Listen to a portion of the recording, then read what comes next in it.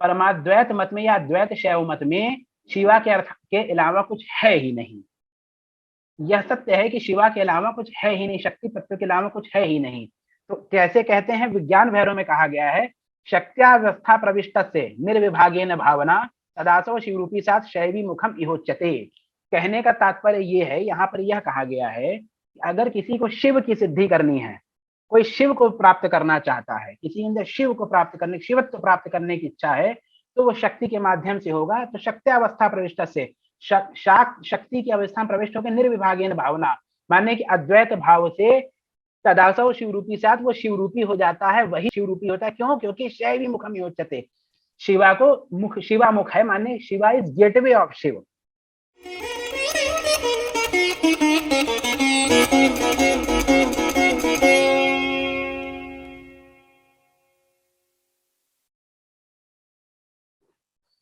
जानामि धर्मम न च मे प्रवृत्तिर जानाम्य धर्मम न च मे निवृत्तिः त्वया स्वामिना हृदय स्थितेन यथा नियुक्तो अस्मि तथा करोमि। अंतराय तिमिरौघ शांतये स्वेष्ट शक्ति करुणारुणा प्रभम संतनोतु मुनिवृंद सेवितम भावगम्यम अनिशम शिवम महः। करुणापूरी चित्तां सच्चिद्रूपां परां दिव्यां ब्रह्म सहचरीं तुर्यां बगलां शक्तिं प्रणोमि सौभाग्यां। यत् कारुण्यं वेक्ष भाव भरितं सानंद गीतं सतां तच्चिंता निपुणैः क्षुब्धमतयो ये साधकाः सज्जनाः तेषां लब्ध कृपालवेन जननी बोधोदयो में अभवत् तदवृत्तम विनिवेद्य सांप्रतमहं तोषम परम प्राप्तवान। आप सभी श्रोताओं का सर्वप्रथम तो मैडम का मैं सादर मैं नमस्कार करता हूं कि और धन्यवाद देता हूं कि मुझे आज संगम टॉक्स पर अपने विचार प्रकट करने के उन्होंने अवसर प्रदान किया है। आज का जो विषय है शिवा शिव और तंत्र, यूं तो शिवा शिव और तंत्र अलग अलग कह करके इनको 3 शब्दों में यहाँ पे व्यवहृत कर दिया गया है, लेकिन मूल रूप से शिवा शिव और तंत्र एक ही हैं। इनमें लेश मात्र का भी कोई अंतर नहीं है। और ये इनका क्या संबंध है, अविनाभाव किस प्रकार से ये आपस में परस्पर सब संबद्ध हैं। इनका ये जो तंत्र है, तो यह तंत्र किस प्रकार से आपका विस्तृत है, क्योंकि तनु विस्तारे से तंत्र है, तो किस प्रकार से ये विस्तृत है, इन्हीं सब विषयों के ऊपर आज यह चर्चा है। तो सर्वप्रथम श्री गुरुदेव को प्रणाम करते हैं, हमारे पूज्य गुरुदेव अघोरेश्वर महाप्रभु एवं श्री स्वामी जी महाराज दतिया का। तंत्र मार्ग में जो सर्वप्रथम सर्वोत्तम सर्वोत्कृष्ट सर्व महत्वपूर्ण जितने भी आप श्रेष्ठ से श्रेष्ठतर शब्दों को आप जानते होंगे और पदों को जानते हैं, उन सब पदों को सुशोभित करने वाले केवल गुरु हैं। तंत्र मार्ग में गुरु ही सब कुछ होते हैं। और ये समझ लीजिए कि आपके प्रवेश से लेकर के मुक्ति तक के कारक अगर कोई है तो गुरु हैं। और जो देवता हैं, जो देवता का स्वरूप है, वो देवता के समस्त स्वरूप गुरु के अंदर ही लीन होते हैं। चाहे फिर देवता हो, मंत्र हो, यंत्र हो, जो कुछ भी तंत्र के अंतर्गत उपलब्ध है, जो कुछ भी ज्ञात है संसार में, सब कुछ गुरु पादुका से ही निश्चित है और सब गुरु पादुका में ही समाविष्ट है। तो इसीलिए तंत्र मार्ग में, और या यूं कहें इसे तो ये भी कह सकते हैं कि सनातन धर्म की किसी भी परंपरा में, यहाँ तक कि भारतवर्ष की किसी भी परंपरा में आप देखेंगे, जैन बौद्ध सिख मत में भी गुरु का ही स्थान सर्वश्रेष्ठ है। महात्मा बुद्ध हो या भगवान महावीर हो या उसके उपरांत सिखों के 10 गुरु हो, सबने गुरु रूप में ही संसार का उद्धार किया है। तो ये हमारे देश में जितने भी दर्शन हैं, उन दर्शनों में गुरु का स्थान सर्वश्रेष्ठ है। वही साधना है, वही साधना का आरंभ है, साधना है और साधना का की परिणति भी वही है। तो इन गुरुदेव की जो उपासना है वह तंत्र मार्ग में सर्व महत्वपूर्ण है। और कहा जाता है कि एक तांत्रिक साधक को सर्वप्रथम प्रातः काल उठते ही गुरु पादुका का स्मरण करना चाहिए। तो क्योंकि देखिए, प्रातः काल की बहुत सी व्याख्याएं हो सकती हैं। यहाँ पे ये एक परिचर्चा प्रारंभ हुई, तो ये चर्चा का भी प्रातः काल, क्योंकि यहाँ पे यह प्रक्रिया आरंभ हो गई है। तो इस प्रक्रिया के आरंभ में सर्वप्रथम गुरु पादुका का ही हम स्मरण करेंगे। यह आपके सम्मुख श्री गुरु पादुका यंत्रम है। इसमें ऊपर देख रहे होंगे कि उल्टा कमल का फूल बना, यह सहस्रार का प्रतीक है। इसके अंदर एक त्रिकोण बना हुआ है। यह जो त्रिकोण है, यह त्रिकोण जो है इक्विलेटरल ट्राइंगल की तरह है, अपवर्ड है। और जो इसका ऊपर वाला जो कोना है, जो कोण है, वह कोण ब्रह्मरंध्र में जाकर के अटका हुआ है। समझ लीजिए जैसे आपका वॉल हैंगिंग के तरीके से। इसकी तीनों भुजाओं के ऊपर आप देखेंगे, एक भुजा के ऊपर सारे स्वर लिखे हैं, बाकी 2 भुजाओं के ऊपर आपके का से लेके ता पर्यंत, फिर था से लेके सा पर्यंत मात्रिकाओं का की व्यंजना की गई है। उसके बाद तीनों कोणों पे हा ला अक्षा लिखा है और उसके मध्य में हा और कुछ मंत्र लिखे हुए हैं। तो हा ला क्षा जो है, और उसके बाद उसके बाद बीच में कुछ मंत्र लिखे हुए हैं। ये जो मंत्र है, आप इसमें देखेंगे कि नीचे कमल के फूल के ऊपर 2 मंत्र लिखे हुए हैं। मंत्रों का भेद नहीं बताते, इसलिए केवल इतना कह देंगे कि इसमें पंचपिंडनाथ एवं नवात्म मंत्र लिखा हुआ है। और ऊपर हा और सा लिखा है, जो हा और सा हंस का प्रतीक है।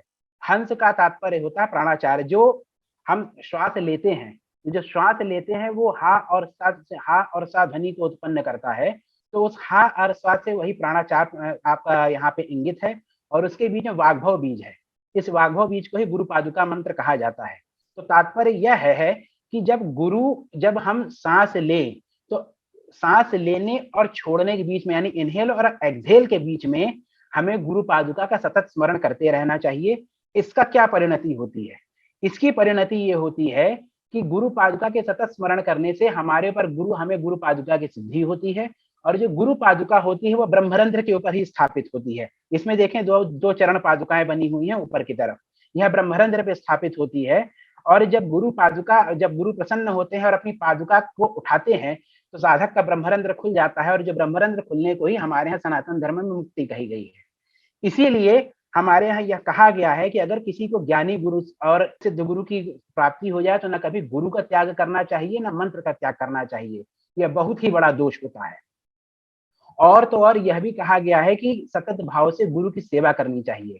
तो वो इसीलिए करनी चाहिए क्योंकि जो ब्रह्म कवाट होता है, क्योंकि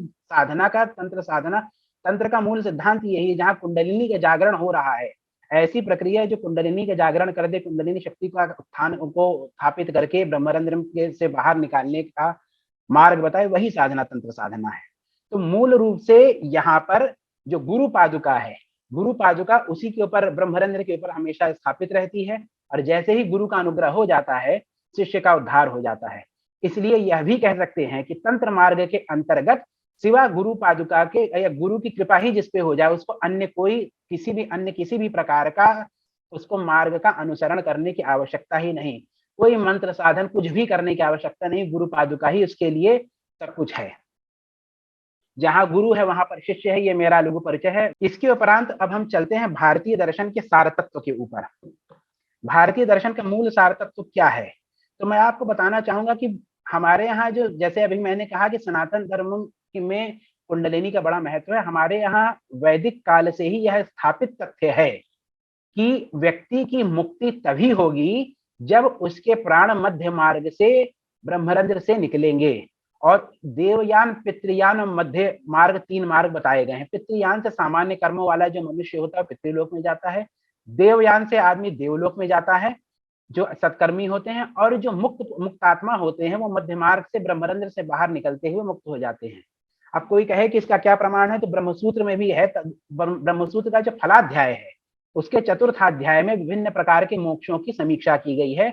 और उसमें मोक्ष की व्याख्या करते हुए कहा गया है, तदोपोग्र ज्वलनम तत्प्रकाशित द्वारो विद्या सामर्थ्या तत्शेषगत्यनु स्मृति योगाच हार्दानुगृहीता शताधिकया। 100 से अधिक वाली जो 101वीं नाड़ी जो होती है प्रकाशित होती है। और जब उससे प्राण बाहर निकलते हैं मध्य मार्ग से होते हुए, तो मोक्ष मिलता है। आचार्य शंकर जब ब्रह्मसूत्र पर भाष्य लिखते हैं, तो छांदोग्य उपनिषद की जो निम्न ऋचा है, निम्न मंत्र है, उसका वो वहां पर उदाहरण देते हुए इस बात की पुष्टि भी करते हैं। इसके बाद ब्रह्मसूत्र रश्मि अनुसारी भी कहा गया कि रश्मियों का पालन करते हुए, मंत्र की, देवता की, गुरु की, आपकी साधना की, आपके सत्कर्मों की जो रश्मि है, वो आपके जो तेज है, वो रश्मि बनकर के आपके मध्य मार्ग को प्रकाशित करती है और ब्रह्मरंध्र तक का मार्ग आपको दिखाती है, ब्रह्मलोक तक का मार्ग दिखाती है, साधक को ब्रह्मलोक की सिद्धि होती है। यह भारतीय दर्शन का मूल सार तत्व है। तो कोई कुछ भी कहे, अगर वो सनातन धर्म में साधना कर रहा है, सनातन धर्म की साधना पद्धति का वो अनुसरण कर रहा है, भारतवर्ष की किसी भी साधना पद्धति का अनुसरण कर रहा है, तो उसकी मुक्ति का मार्ग यही है। अब फिर आगे इस पे चर्चा करेंगे। अब हमारे यहाँ भारतीय तंत्रागम धाराएं जो विशिष्ट हैं वो ये हैं। शैव में 3 मत चलते हैं, अद्वैत, द्वैताद्वैत और द्वैत। शाक्त, सौर, वैष्णव, पांचरात्र, वैखानस और भागवत। इसके अलावा गाणपत्य संप्रदाय भी है, बौद्ध जैन संप्रदाय है। इनके बारे में तो सबको ज्ञात है कि बौद्ध संप्रदाय में वज्रयान इत्यादि तंत्र मार्ग की बहुत साधना है। जैन मत में भैरव पद्माकम, भैरव पद्मावती कल्प नामक ग्रंथ हैं, और भी तंत्र मार्ग के वहां पे ग्रंथ हैं। इसके अलावा सिख धर्म के अंतर्गत जो सुखमनी साहब है, हमारे पूज्य परम पूज्य गुरुदेव श्री स्वामी जी महाराज जतिया ने बताया है कि सुखमनी साहब का अध्ययन करने से भी, अध्ययन करने का तात्पर्य नहीं कि आप उसकी रीडिंग लगाइए रोज, अध्ययन का तात्पर्य है कि स्वाध्याय माने उसको श्रवण, उसका आप उससे सत्तर्क की सिद्धि कीजिए, उसका अवधान कीजिए, उसमें अवगाहन कीजिए, तो उससे भी कुंडलिनी का जागरण होता है। इसके अलावा जो सूफी संप्रदाय है उसमें भी किसी हद तक ये साधना है, पूर्ण परिपक्व साधना नहीं। महामहोपाध्याय गोपीनाथ कविराज जी ने तुलनात्मक अध्ययन इसका किया हुआ है, और भी मत हैं। तो मूल रूप से जितने भी इस विश्व में जो भी मुक्ति के साधन है, वो कहीं ना कहीं से इस मार्ग का अवधान अवश्य करते हैं।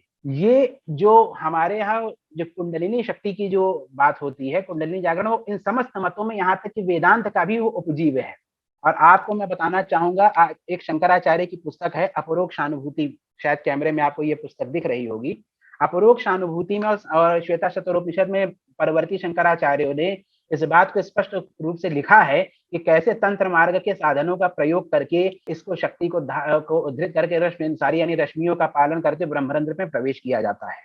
अब हमारा आज का जो विषय है शिवा, शिव और तंत्र है, इसलिए अब हम शैव और शाक्त मत के ऊपर ही विशिष्ट रूप से अपना विचार रखेंगे।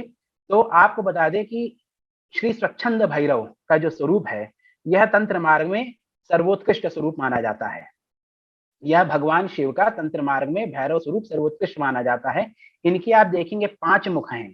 तो कहा जाता है कि जो परमेश्वर शिव हैं, जब सृष्टि की उन्होंने उत्पत्ति की, यानी वह विश्वमय हुए, जब परमेश्वर शिव स्वतः विश्वमय हुए, तो उन्होंने अपने 5 मुखों से 5 स्रोत यानी 5 धाराएं उत्पन्न की। उन 5 धाराओं से शास्त्रों का उद्भव हुआ। तो वो 3 श्रेणी के शास्त्र बने, भेद, भेदा भेद और अभेद। ये शैव संप्रदाय के शास्त्र हैं। जब परमेश्वर के 5 मुख शिव रूपता को धारण करते हैं, यहाँ जो चित्र है यहाँ पे देखिए शिव स्वरूप परमेश्वर दिखाई दे रहे हैं। परमेश्वर के 5 मुख जब शिव रूपता का धारण करते हैं, तो वो 10 आपके भेद तंत्रों का, शिव तंत्र यानी भेद तंत्रों का निर्वचन करते हैं। वही परमेश्वर जब यही स्वरूप जो है, जब ये रुद्र स्वरूप हो जाएगा, तो इनसे भेदा भेद अष्टादश यानी 18 तंत्रों की उत्पत्ति होगी, आगमों की उत्पत्ति होगी कहना चाहिए। और यही 5 मुख जब भैरव रूपी समावेश होता है, तो 64 भैरव आगमों का प्रादुर्भाव होता है। तो इस प्रकार से कुल हमारे पास भेद संप्रदाय के 10, भेदा भेद के 18 और 64 भैरव आगम होते हैं। इसी चीज को यहाँ इस चित्र के अंतर्गत दिखाया गया है कि शैव मत के अंदर 3 धाराएं हैं, अद्वैत, द्वैताद्वैत और द्वैत। अब यहाँ पर विभिन्न मतों में शिव और शक्ति के संबंध के बारे में बात करें, तो अद्वैत मत में शिव और शक्ति के मध्य भी अद्वैत होता है। उनके बीच में आपस में किसी भी प्रकार का कोई भी भेद नहीं होता, लेश मात्र का भी भेद नहीं होता है। भाषण की अवस्था में केवल जैसे सृष्टि, उस अवस्था में भी कहें तो नहीं, क्योंकि विश्वोत्तियों ने शिव जब होते हैं तो स्वयं जब विश्वमय होते हैं तो शक्ति हो जाते हैं, तो उस अवस्था में भी किसी भी प्रकार का भेद नहीं होता है। फिर एक द्वैताद्वैत मत है। द्वैताद्वैत मत में भी शिव शक्ति और परशिव अविभाज्य रूप से संबद्ध हैं। तो वहां पर कहा गया है कि जैसे चंद्रमा की जो चांदनी है वस्तुओं को प्रकाशित करती है, चंद्रमा में अविभाजित रूप से रहती है, माने यहाँ पे देखिए द्वैताद्वैत का संबंध है, उसमें है, लेकिन फिर भी शक्ति का एक अपना अलग अस्तित्व है। ब्रह्म के सानिध्य में होने के बावजूद भी उनका एक अलग अस्तित्व है। इसीलिए चंद्रमा और चांदनी का संबंध यहाँ पर बताया गया है। तो वो विश्व को प्रकाशित करती है, इस प्रकार से कहा गया है। द्वैताद्वैत मत में शक्ति के 6 स्वरूप बताए गए हैं। जिस शक्ति है आपकी पराशक्ति, इस प्रकार से इच्छा ज्ञान क्रिया, ठीक है, और भी इस प्रकार से उनके मतलब 6 स्वरूप कुल बताए गए हैं। फिर द्वैत मत में शिव और शक्ति दोनों भिन्न बताए गए हैं। यहाँ पर पराशक्ति, पराशिव की पराशक्ति होती है, ये प्रधान शक्ति है। जब ये पर शिव आपके पंच मंत्र तनु बनते हैं, ये जो चित्र है देखिए पंच मंत्र तनु का चित्र है। जब इस प्रकार की अवस्था में स्वच्छंद, इस अवस्था में आकर के जब वो आगमों की उत्पत्ति करने को उद्धत होते हैं, तो उनको पंच मंत्र तनु कहा था। बिंदु से वो बिंदु रूप में होते हैं, फिर वो उस स्वरूप में आते हैं। तो होता क्या है कि उनकी चारों तरफ वो अपनी 8 दिशाओं में किरणों का को व्याप्त करते हैं, और वे 8 किरणें 8 शक्तियों के रूप में व्याप्त होती हैं। उसके बाद वो पराशक्ति के प्रभाव से उनके स्वतंत्र सदाशिव स्वरूप का उद्भव होता है, जो ज्ञान क्रियात्मक शक्तियों के माध्यम से विश्व को, क्योंकि पहले शास्त्र बनता है फिर विश्व आता है, ऐसा इसलिए होता है क्योंकि शास्त्र ज्ञान है। मान लीजिए आप ही, अब कोई व्यक्ति है संसार में, मान लीजिए कोमा में है, और वो अगर कोमा में है तो उसको कोई भूकंप आ जाए, उसको समुद्र में डुबो दिया जाए, कुछ भी हो जाए, कोई प्रलय आ जाए, कुछ उसको कोई फर्क, उसको पता ही नहीं चले क्या, क्योंकि उसकी बुद्धि जड़ हो चुकी है। तो जड़ता के निराश के लिए सर्वप्रथम शास्त्र आता है, और शास्त्र के उपरांत जो होते हैं पंचमंत्र तनु जो हैं वो विश्व को स्फुरित करते हैं, तो पराशक्ति के प्रभाव से ही स्फुरित करते हैं, और इस समय पर 16 शक्तियां होती है। तो 1, 8 और 16 इस प्रकार से यहाँ पे कहा गया है। अब क्योंकि हमारा आज का जो चर्चा का विषय शिव और तंत्र है, तो इसमें तीनों का प्राधान्य है। और सबसे बड़ी बात यह है कि जब तंत्र की विशिष्ट रूप से बात करते हैं तो शाक्त तंत्रों की बात आती है, और जो शाक्त तंत्र हैं, जो शाक्त संप्रदाय का तंत्र, चाहे दश महाविद्या का कह ली, दश महाविद्या के जैसे तंत्र हो गए, ये विशुद्ध रूप से अद्वैत हैं। तो हम अब अपनी चर्चा को पूर्ण रूप से अद्वैत मत के ऊपर ही, शैव के अद्वैत मत पे ही केंद्रित करेंगे। इस अद्वैत शैव मत को परमाद्वैत दर्शन कहा जाता है। यह परमाद्वैत दर्शन है। आज के समय में तो काश्मीरी शैवाद्वैत मत या कश्मीर शैविज्म नाम से ज्यादा प्रसिद्ध है, लेकिन इसका मूल नाम परमाद्वैत मत, परमाद्वैत दर्शन है। प्राचीन काल के जो शास्त्र तंत्रालोक है या श्री मालिनी विजयोत्तर तंत्र इत्यादि तंत्रों का और शास्त्रों का जब अध्ययन करेंगे तो वहां परमाद्वैत या पराद्वैत इस नाम से ही इसका वर्णन मिलता है, वही नाम यहाँ पर दिया गया है। तो दर्शन का जो सबसे पहले, जैसे मैंने कहा कि शिव और शक्ति में अविनाभाव और एकदम लेश मात्र का भी अंतर नहीं, तो वो जो स्वरूप होता है वो क्या होता है, उस स्वरूप को परमाद्वैत मत में अनुत्तर कहा गया है। तो अनुत्तर क्या है? अनुत्तर में शिव और शक्ति की अभेद अवस्था है। यहाँ शिव और शक्ति में किसी भी प्रकार का कोई भेद है ही नहीं, लेश मात्र का भी भेद नहीं है। अब आपको यहाँ बताना चाहेंगे कि जो शैव होते हैं इन अनुत्तर को शिव स्वरूप पूछते हैं, और जो शाक्त होते हैं इन अनुत्तर को शक्ति रूप में पूछते हैं।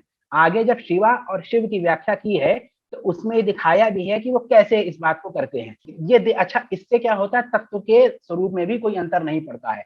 मुद्दे की बात है, जैसे मैं इस कमरे के अंदर बैठा हूँ और कोई मुझसे कहे कि आप इस कमरे की दाएं दीवार छूइए, या ये उत्तर की, ये पूर्व की दीवार छूइए, मैंने पूर्व की दीवार को छू दिया, तो मैंने मूल रूप से कमरे को ही छू दिया है। फिर चाहे भले उत्तर दक्षिण और पश्चिम की दीवारों को या छत या जमीन को मैंने छुआ या ना छुआ, लेकिन इस दीवार का स्पर्श करने से, इस दीवार का स्पर्श करने से मैंने इस कमरे का स्पर्श कर दिया है। तो उसी प्रकार से अनुत्तर को शक्ति स्वरूप मानने से अनुत्तर में अवगाहन हो गया है, अनुत्तर के अंतर्गत अवगाहन हो गया है साधक का, तो उसको अनुत्तरत्व की प्राप्ति की अनुभूति हो गई। अनुत्तरत्व की प्राप्ति नहीं होती, अनुत्तरत्व की अनुभूति होती है। ब्रह्म की अनुत्तर ही, यहाँ पे परमाद्वैत दर्शन में अनुत्तर ही ब्रह्म है, और ब्रह्म की प्राप्ति ब्रह्म की अनुभूति होती है, क्योंकि अनादि अनंत है। तो अनादि अनंत को कोई ऐसा नहीं क्यों ऐसे हाथ में उठा लेगा और प्राप्त कर लिया। आत्म तत्व के जो हमारी आत्मा है उसको अपने अनुत्तरत्व की अनुभूति होती है, और वही प्रत्यभिज्ञा कहलाता है। तो उसी प्रकार से जो शिव हैं, इसी अनुत्तर को वो शिव स्वरूप देखते हैं। मूल रूप से अनुत्तर में, अनुत्तरावस्था में शिव शक्ति में अभेद होता है। अब ये जो परमेश्वर होते हैं, जब ये पंचकृत्य संपन्न होते हैं, 5 कृत्य ये कर सकते हैं: सृष्टि, संहार, सृष्टि, स्थिति, संहार, तिरोधान और अनुग्रह। यही पंचकृत्य प्रकारांतर से चिद, आनंद, इच्छा, ज्ञान और क्रिया कहलाते हैं। अब होता क्या है कि इन्हीं अनुत्तरत्व के अंतर्गत जब इनकी इच्छा होती है सृष्टि करने की, तो ये विश्वोत्तीर्ण होते हैं, और विश्वोत्तीर्ण होने के उपरांत, मैं शैव भाव से कह रहा हूँ, विश्वोत्तीर्ण होने के उपरांत ये विश्व में शक्ति रूप में व्याप्त होते हैं, और परावाक के रूप में ये विमर्श करते हैं। जब ये परावाक के रूप में विमर्श करते हैं तो परावाक के अंदर चिद और आनंद क्रियाएं होती हैं इनकी, पश्यंती में इच्छा, मध्यमा में ज्ञान और वैखरी में क्रिया शक्तियां इनकी कार्यरत रहती हैं। और जितने भी शास्त्र हैं हमारे, समस्त शास्त्र जो होते हैं परावाणी के अंतर्गत हमारे निहित होते हैं। अब ये देखिए अनुत्तर का मूल स्वरूप, यहाँ जो परमाद्वैत मत का जो अनुत्तर है, ब्रह्म है, यह बड़ा ही विशिष्ट प्रकार का है। सामान्य रूप से कहते हैं कि जैसे कहा जाता है ब्रह्म है तो उसमें कुछ नहीं है, वो एकदम निराकार, निर्गुण, निराकार। तो यहाँ सर्वगुण संपन्न और सर्वाकार है ब्रह्म। यहाँ ऐसा कुछ है ही नहीं जो ब्रह्म के अंदर ना हो। होता क्या है कि अनुत्तर को जब सृष्टि की इच्छा होती है तो अपने अंदर से क्रमिक रूप से सृष्टि को बहिर्मुखी वो विसर्जित कर देते, प्रकट कर देते हैं। और जब उनकी इच्छा होती है प्रलय की, उस सारे के सारे सिस्टम को अपने अंदर समाहित कर लेते हैं। यहाँ पर आप देखेंगे 1, 2, 3, 4 वृत्त दिखाई दे रहे हैं। जो सबसे अंदर का वृत्त है वो पृथ्वी अंड है। पृथ्वी अंड जो होता है हमारे इस पृथ्वी लोक से, मतलब आपका समझ लीजिए जो अनंत अनंत जो भगवान शेषनाग का जो लोक है, अनंत अनंत लोक से लेकर के सत्यलोक तक की जितनी भी सृष्टि है सब पार्थिव है। तो वो सारी की सारी इसके अंदर विराजमान रहती है। इसके अधिपति ब्रह्मा होते हैं। इस सृष्टि पृथ्व्यांड के, यानी ब्रह्मांड के पृथ्व्यांड के जो अधिष्ठाता ब्रह्मा होते हैं, और इसका तत्व, इसमें केवल पृथ्वी तत्व होता है, और इसमें आड़ो माई और कार्म तीनों प्रकार के मल इसमें व्याप्त होते हैं और ये परिपूर्ण भेद की अवस्था होती है, इसमें विशुद्ध भेद होता है, सब कुछ भेद भाव में प्रकटित रहता है। इसके ऊपर की जो सृष्टि होती है वो प्रकृत्यांड कहलाता है या प्रकृति अंड कहलाता है। यह स्वयं माया तत्व के गर्भ के अंतर्गत होता है और इसके अधिपति भगवान विष्णु होते हैं। इसी प्रकार से इसके ऊपर फिर माया का अंड होता है। ये माया का जब अंड होता है शक्ति के अंदर व्याप्त होता है। जो उससे ऊपर वाला तत्व होगा, जो उससे ऊपर वाला अंड होगा, उसी में नीचे वाला अंड व्याप्त होगा। तो इसी प्रकार की व्याख्या है। तो ये शक्ति तत्व के अंतर्गत है। इसके अंदर आपके माया, कला, विद्या, राग, काल, नियति और पुरुष, इन तत्व, अब आपको बता दें 36 तत्व बताए गए हैं त्रिक मत के अंदर, तंत्र मत के अंदर। तो उनमें हर एक तंत्र के अंतर्गत अपने अपने अलग अलग लोक हैं और वो एक कटाह की तरह, कहा था कड़ाही की तरह एक के ऊपर एक रखे हुए हैं और नीचे से ऊपर तक वो व्याप्त हैं और हर तत्व के अंदर अपने अपने लोक हैं। कुल मिला के 118 भुवन बताए गए इसके स्वच्छंद तंत्र में। उन्हीं को हिसाब से कृत संप्रदाय के प्राचार्य महामहेश्वर आचार्य अभिनवगुप्त जी ने व्याख्या की है। अन्य ग्रंथों में जैसे मतंग आगम इत्यादि ग्रंथों में, अन्य ग्रंथों में अलग अलग भी व्याख्या मिलती है, लेकिन क्योंकि यहाँ त्रिक मत की, यहाँ पे परमाद्वैत दर्शन की बात चल रही है, तो यहाँ पे इसी प्रकार यही लिया जाएगा कि 118। तो हर तत्व के अंदर अपने अपने लोक हैं। तो ये माया अंड के अंतर्गत है। जो आपके रुद्र है वो इस अंड के आपके अधिष्ठाता हैं और इसके ऊपर शक्ति का अंड है। शक्ति अंड जो होता है, इसके अंदर शक्ति, सदाशिव, ईश्वर, शुद्ध विद्या और महामाया। अच्छा, आपको बता दें, माया अंड से लेकर पृथ्वी अंड तक के जितने भी लोक होते हैं, उनमें जो रहने वाले जीव हैं, उनका हम लोग की तरह हाथ पांव का शरीर होता है। लेकिन जो शुद्ध विद्या ने शक्ति तत्व के अंदर, शक्त्यांड के अंदर, शक्ति अंड के अंदर जो रहने वाले जो लोक है और उन लोकों में जो रहने वाले जीव हैं, वो अभव स्वरूप होते हैं, यानी वो केवल प्रकाश स्वरूप या समझ लीजिए चेतना स्वरूप में ही व्याप्त रहते हैं। उनका इस प्रकार का स्थूल या सूक्ष्म शरीर, कोई सा शरीर नहीं होता। उनको अभव जीव कहा जाता है। और यहाँ पे माया से लेकर पृथ्वी तक के जीव भव जीव माने, इनका भव माने भौतिक, भौतिक माने भव माने जिनकी सत्ता हो, तो माने भौतिक, तो वो उस प्रकार के उनके शरीर होते हैं जैसे हम लोग के शरीर हैं। लेकिन शक्ति अंड के अंदर जो जीव है उनके कोई शरीर नहीं। और ये सब कुछ मिला के शिवांड के अंदर, शिव के अंदर व्याप्त हैं। और ये जब शिव चाहते हैं, जब परमेश्वर शिव की इच्छा होती है अनुत्तर की, वो विश्वोत्तीर्ण, वो आगे बताएंगे, फिर विश्वोत्तीर्ण विश्वमय होते हैं, फिर वो क्रमिक रूप से इसका जगत में स्फार कर देते हैं। और जब चाहते हैं तो इसको स्वतः अपने अंदर समाहित कर लेते हैं। यह गोल दिखाने का तात्पर्य नहीं कि यह बेसिकली सर्कुलर है, यह केवल प्रकट करने का, ये प्रेजेंटेशन का तरीका है। इस विषय में श्री श्री परात्रमिशिका नाम का बड़ा ही महत्वपूर्ण ग्रंथ है, ये पुस्तक है। यह बहुत ही महत्वपूर्ण ग्रंथ है और सदगुरु की सानिध्य में अगर इसका अध्ययन किया जाए तो साधकों का निश्चित रूप से उद्धार भी होगा। बहुत ही जागृत ग्रंथ है, उसी के अंतर्गत यह सब विषय आए हुए हैं। अनुत्तर के स्वरूप को मूल रूप से इसमें बहुत ही विस्तार पूर्वक बताया गया है। अब अनुत्तर के बाद शिव और शिवा में से पहले किसको कहा जाए, एक प्रश्न उठता है। तो यहाँ पे आपको बताना चाहेंगे कि परमाद्वैत मत में या अद्वैत शैव मत में शिवा के अर्थ के अलावा कुछ है ही नहीं। यह सत्य है कि शिवा के अलावा कुछ है ही नहीं, शक्ति तत्व के अलावा कुछ है ही नहीं। तो कैसे कहते हैं, विज्ञान भैरव में कहा गया है, शक्त्यावस्था प्रविष्ट से निर्विभागेन भावना तदासो शिवरूपी साथ शैवी मुखम इहोच्यते। कहने का तात्पर्य ये है, यहाँ पर यह कहा गया है कि अगर किसी को शिव की सिद्धि करनी है, कोई शिव को प्राप्त करना चाहता है, किसी के अंदर शिव को प्राप्त करने, शिवत्व प्राप्त करने की इच्छा है, तो वो शक्ति के माध्यम से होगा। तो शक्त्यावस्था प्रविष्ट से, शक्ति की अवस्था में प्रविष्ट होकर निर्विभागीन भावना, माने कि अद्वैत भाव से तदासव शिवरूपी साथ वो शिवरूपी हो जाता है, वही शिवरूपी होता है। क्यों? क्योंकि शैवी मुखम योच्यते, शिवा को मुख, शिवा मुख है, माने Shiva is gateway of Shiv, Shakti ही शिव का गेटवे है। प्रकारांतर से इस बात को श्री श्री परात्रमिशिका नामक ग्रंथ में कहा गया है कि 3 अवस्थाएं होती हैं यहाँ पर, शिव, शक्ति और नर की। नर की अवस्था में हम सब लोग हैं।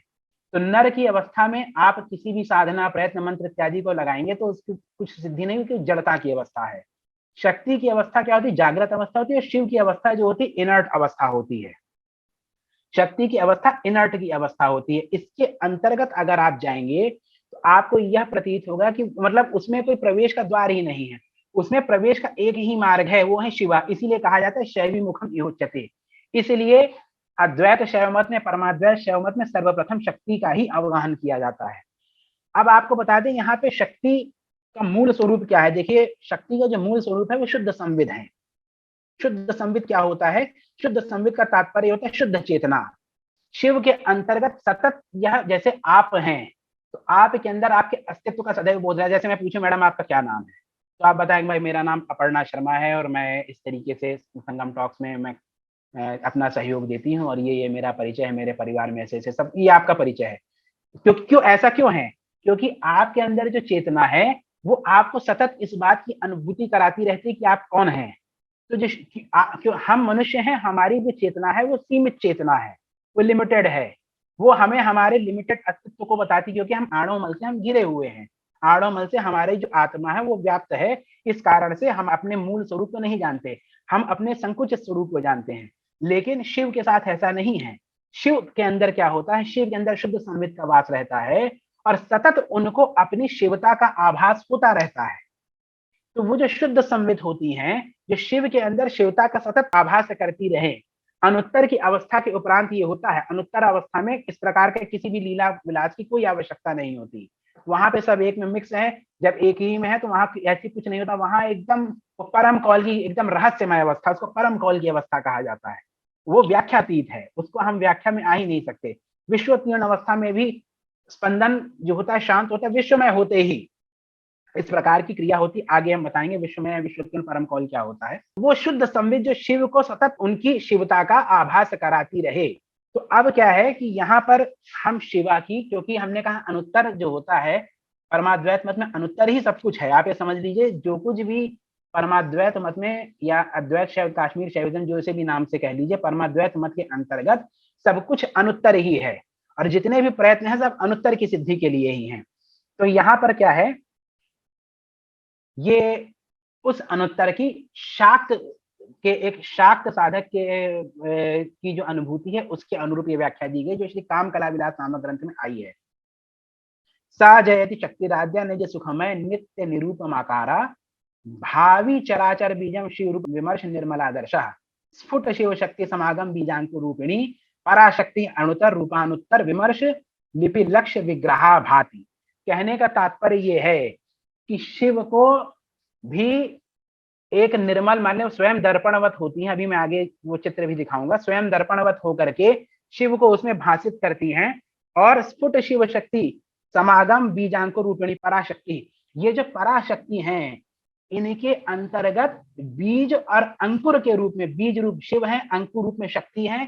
पराशक्ति के अंतर्गत बीज और अंकुर रूप में शिव और शक्ति व्याप्त होते हैं। ऐसी जो पराशक्ति है अणुतर रूपानुत्तर विमर्श लिपिलक्ष्य विग्रहा भाति, ये ऐसी जो अनुत्तर पराशक्ति है, ये अणुतर रूप को धारण करते हुए लिपि लक्ष्य विग्रहा भाति, माने लिपि माने आपके मातृकाएं।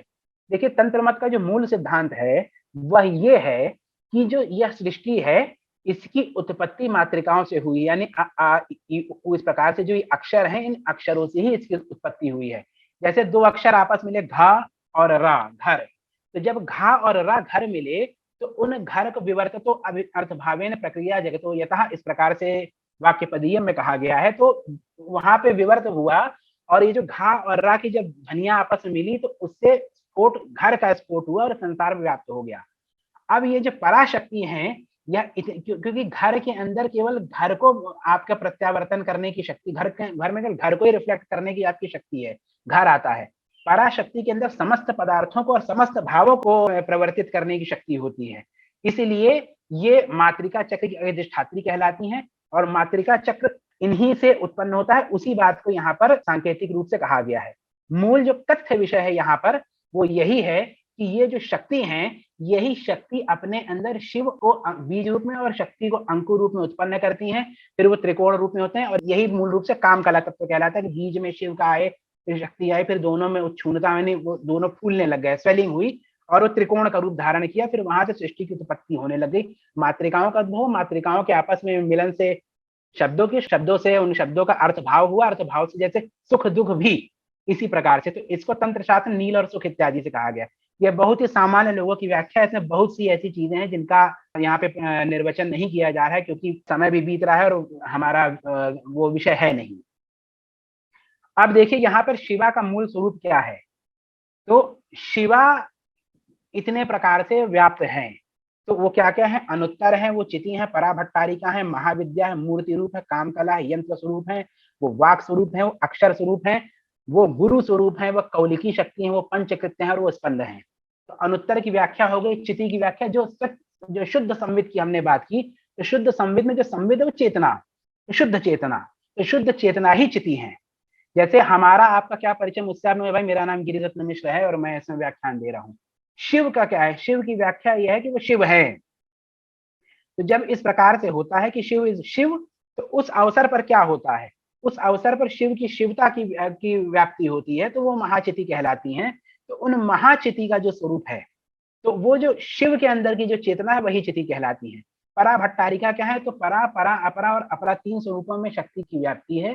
तो परा शक्ति मोक्ष मोक्षदायिनी, परा जो भोग और भोग मतलब सुख और अच्छे बुरे कर्मों के अनुरूप फल प्रदात्री है, और अपरा शक्ति वो शक्ति होती है जो पापी को और पाप में डालती चली जाती है। तो ये महाविद्या है।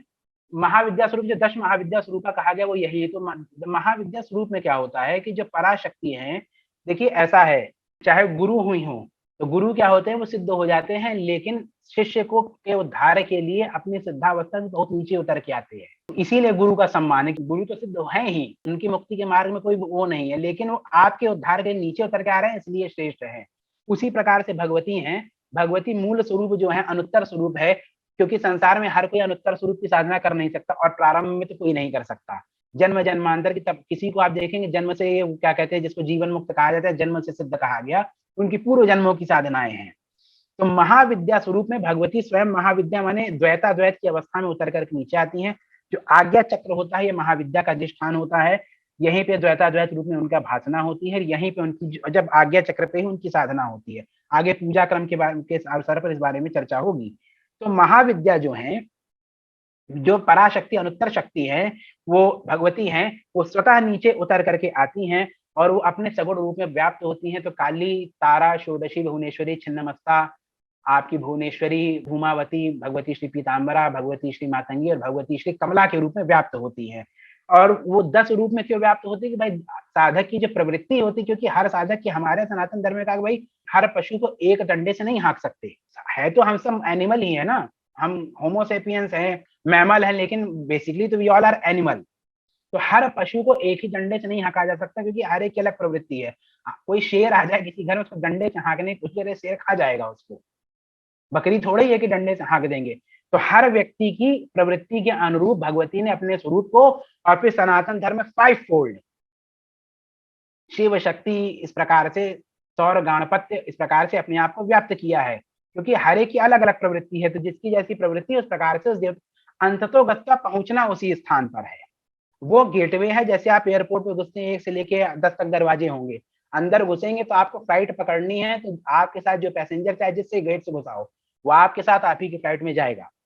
तो उसी प्रकार से है ये, दीज आर ऑल गेटवेज।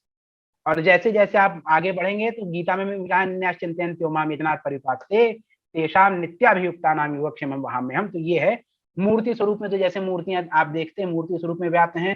काम कला की चर्चा अभी ऊपर थोड़ी सी किंचित की गई, ये सब रहस्यमय बातें होती हैं, बहुत चर्चा के विषय नहीं है। यंत्र स्वरूप में तो जो यंत्र होता है, मूल रूप से यंत्र क्या होता है, तो देवता की जो कुंडलिनी शक्ति होती है वो ही यंत्र रूप में रिफ्लेक्टेड होती है। उसके उपरांत आपका वाक स्वरूप होता है। वाक स्वरूप में 4 है, परा, पश्यन्ति, मध्यमा, वैखरी। अक्षर स्वरूप में मैंने बताया कि जैसे अभी ऊपर वाले श्लोक में, ऊपर एक श्लोक में कहा गया है कि भाई मातृका स्वरूप में वे व्याप्त होती है, तो मातृका और मालिनी स्वरूप है। फिर गुरु भी स्वयं है, गुरुदेव, गुरु शिष्य पदम पदे स्थित्वा स्वयं देव सदाशिव। भगवती स्वयं ही गुरु है, वो स्वयं ही शिष्य हैं।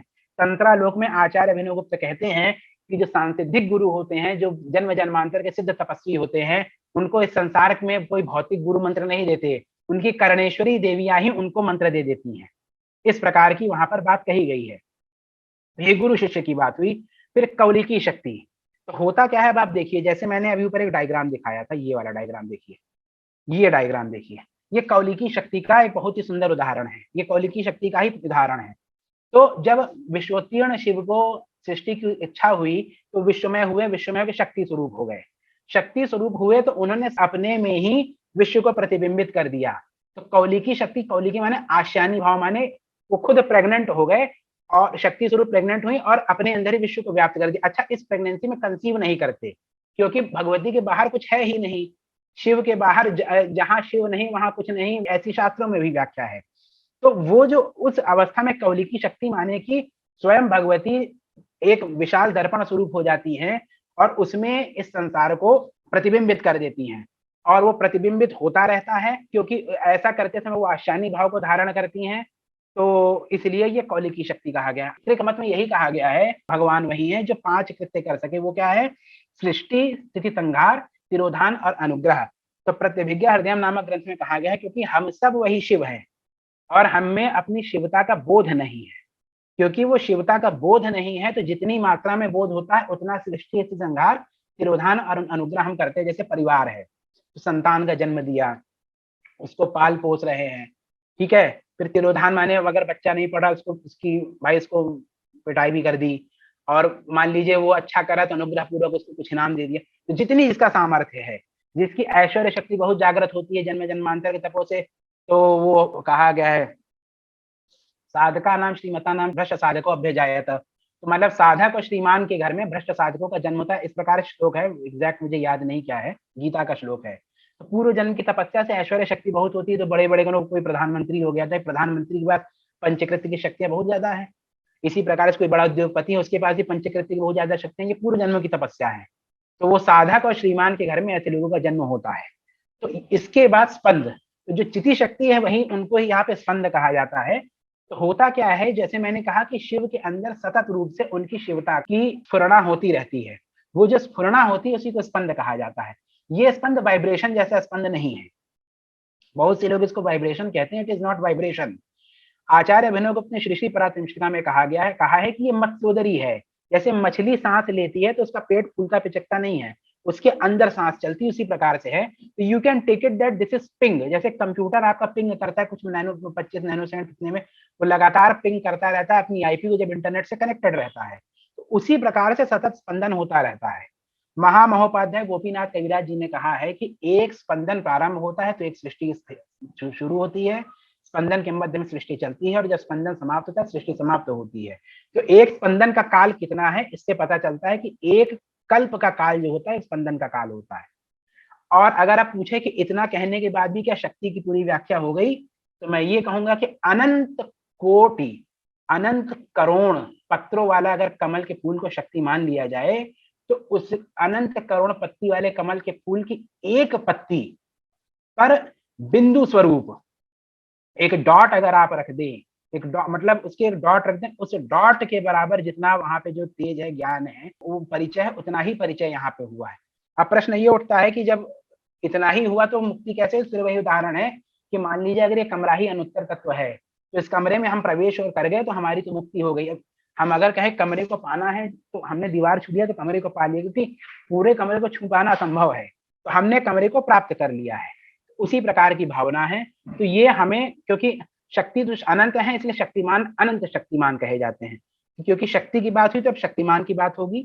तो शिव मूल रूप से विश्वोत्तीर्ण अवस्था और विश्वमय अवस्था, दो अवस्थाओं की बात होती है, इसमें परम कौल अवस्था की बात होती है।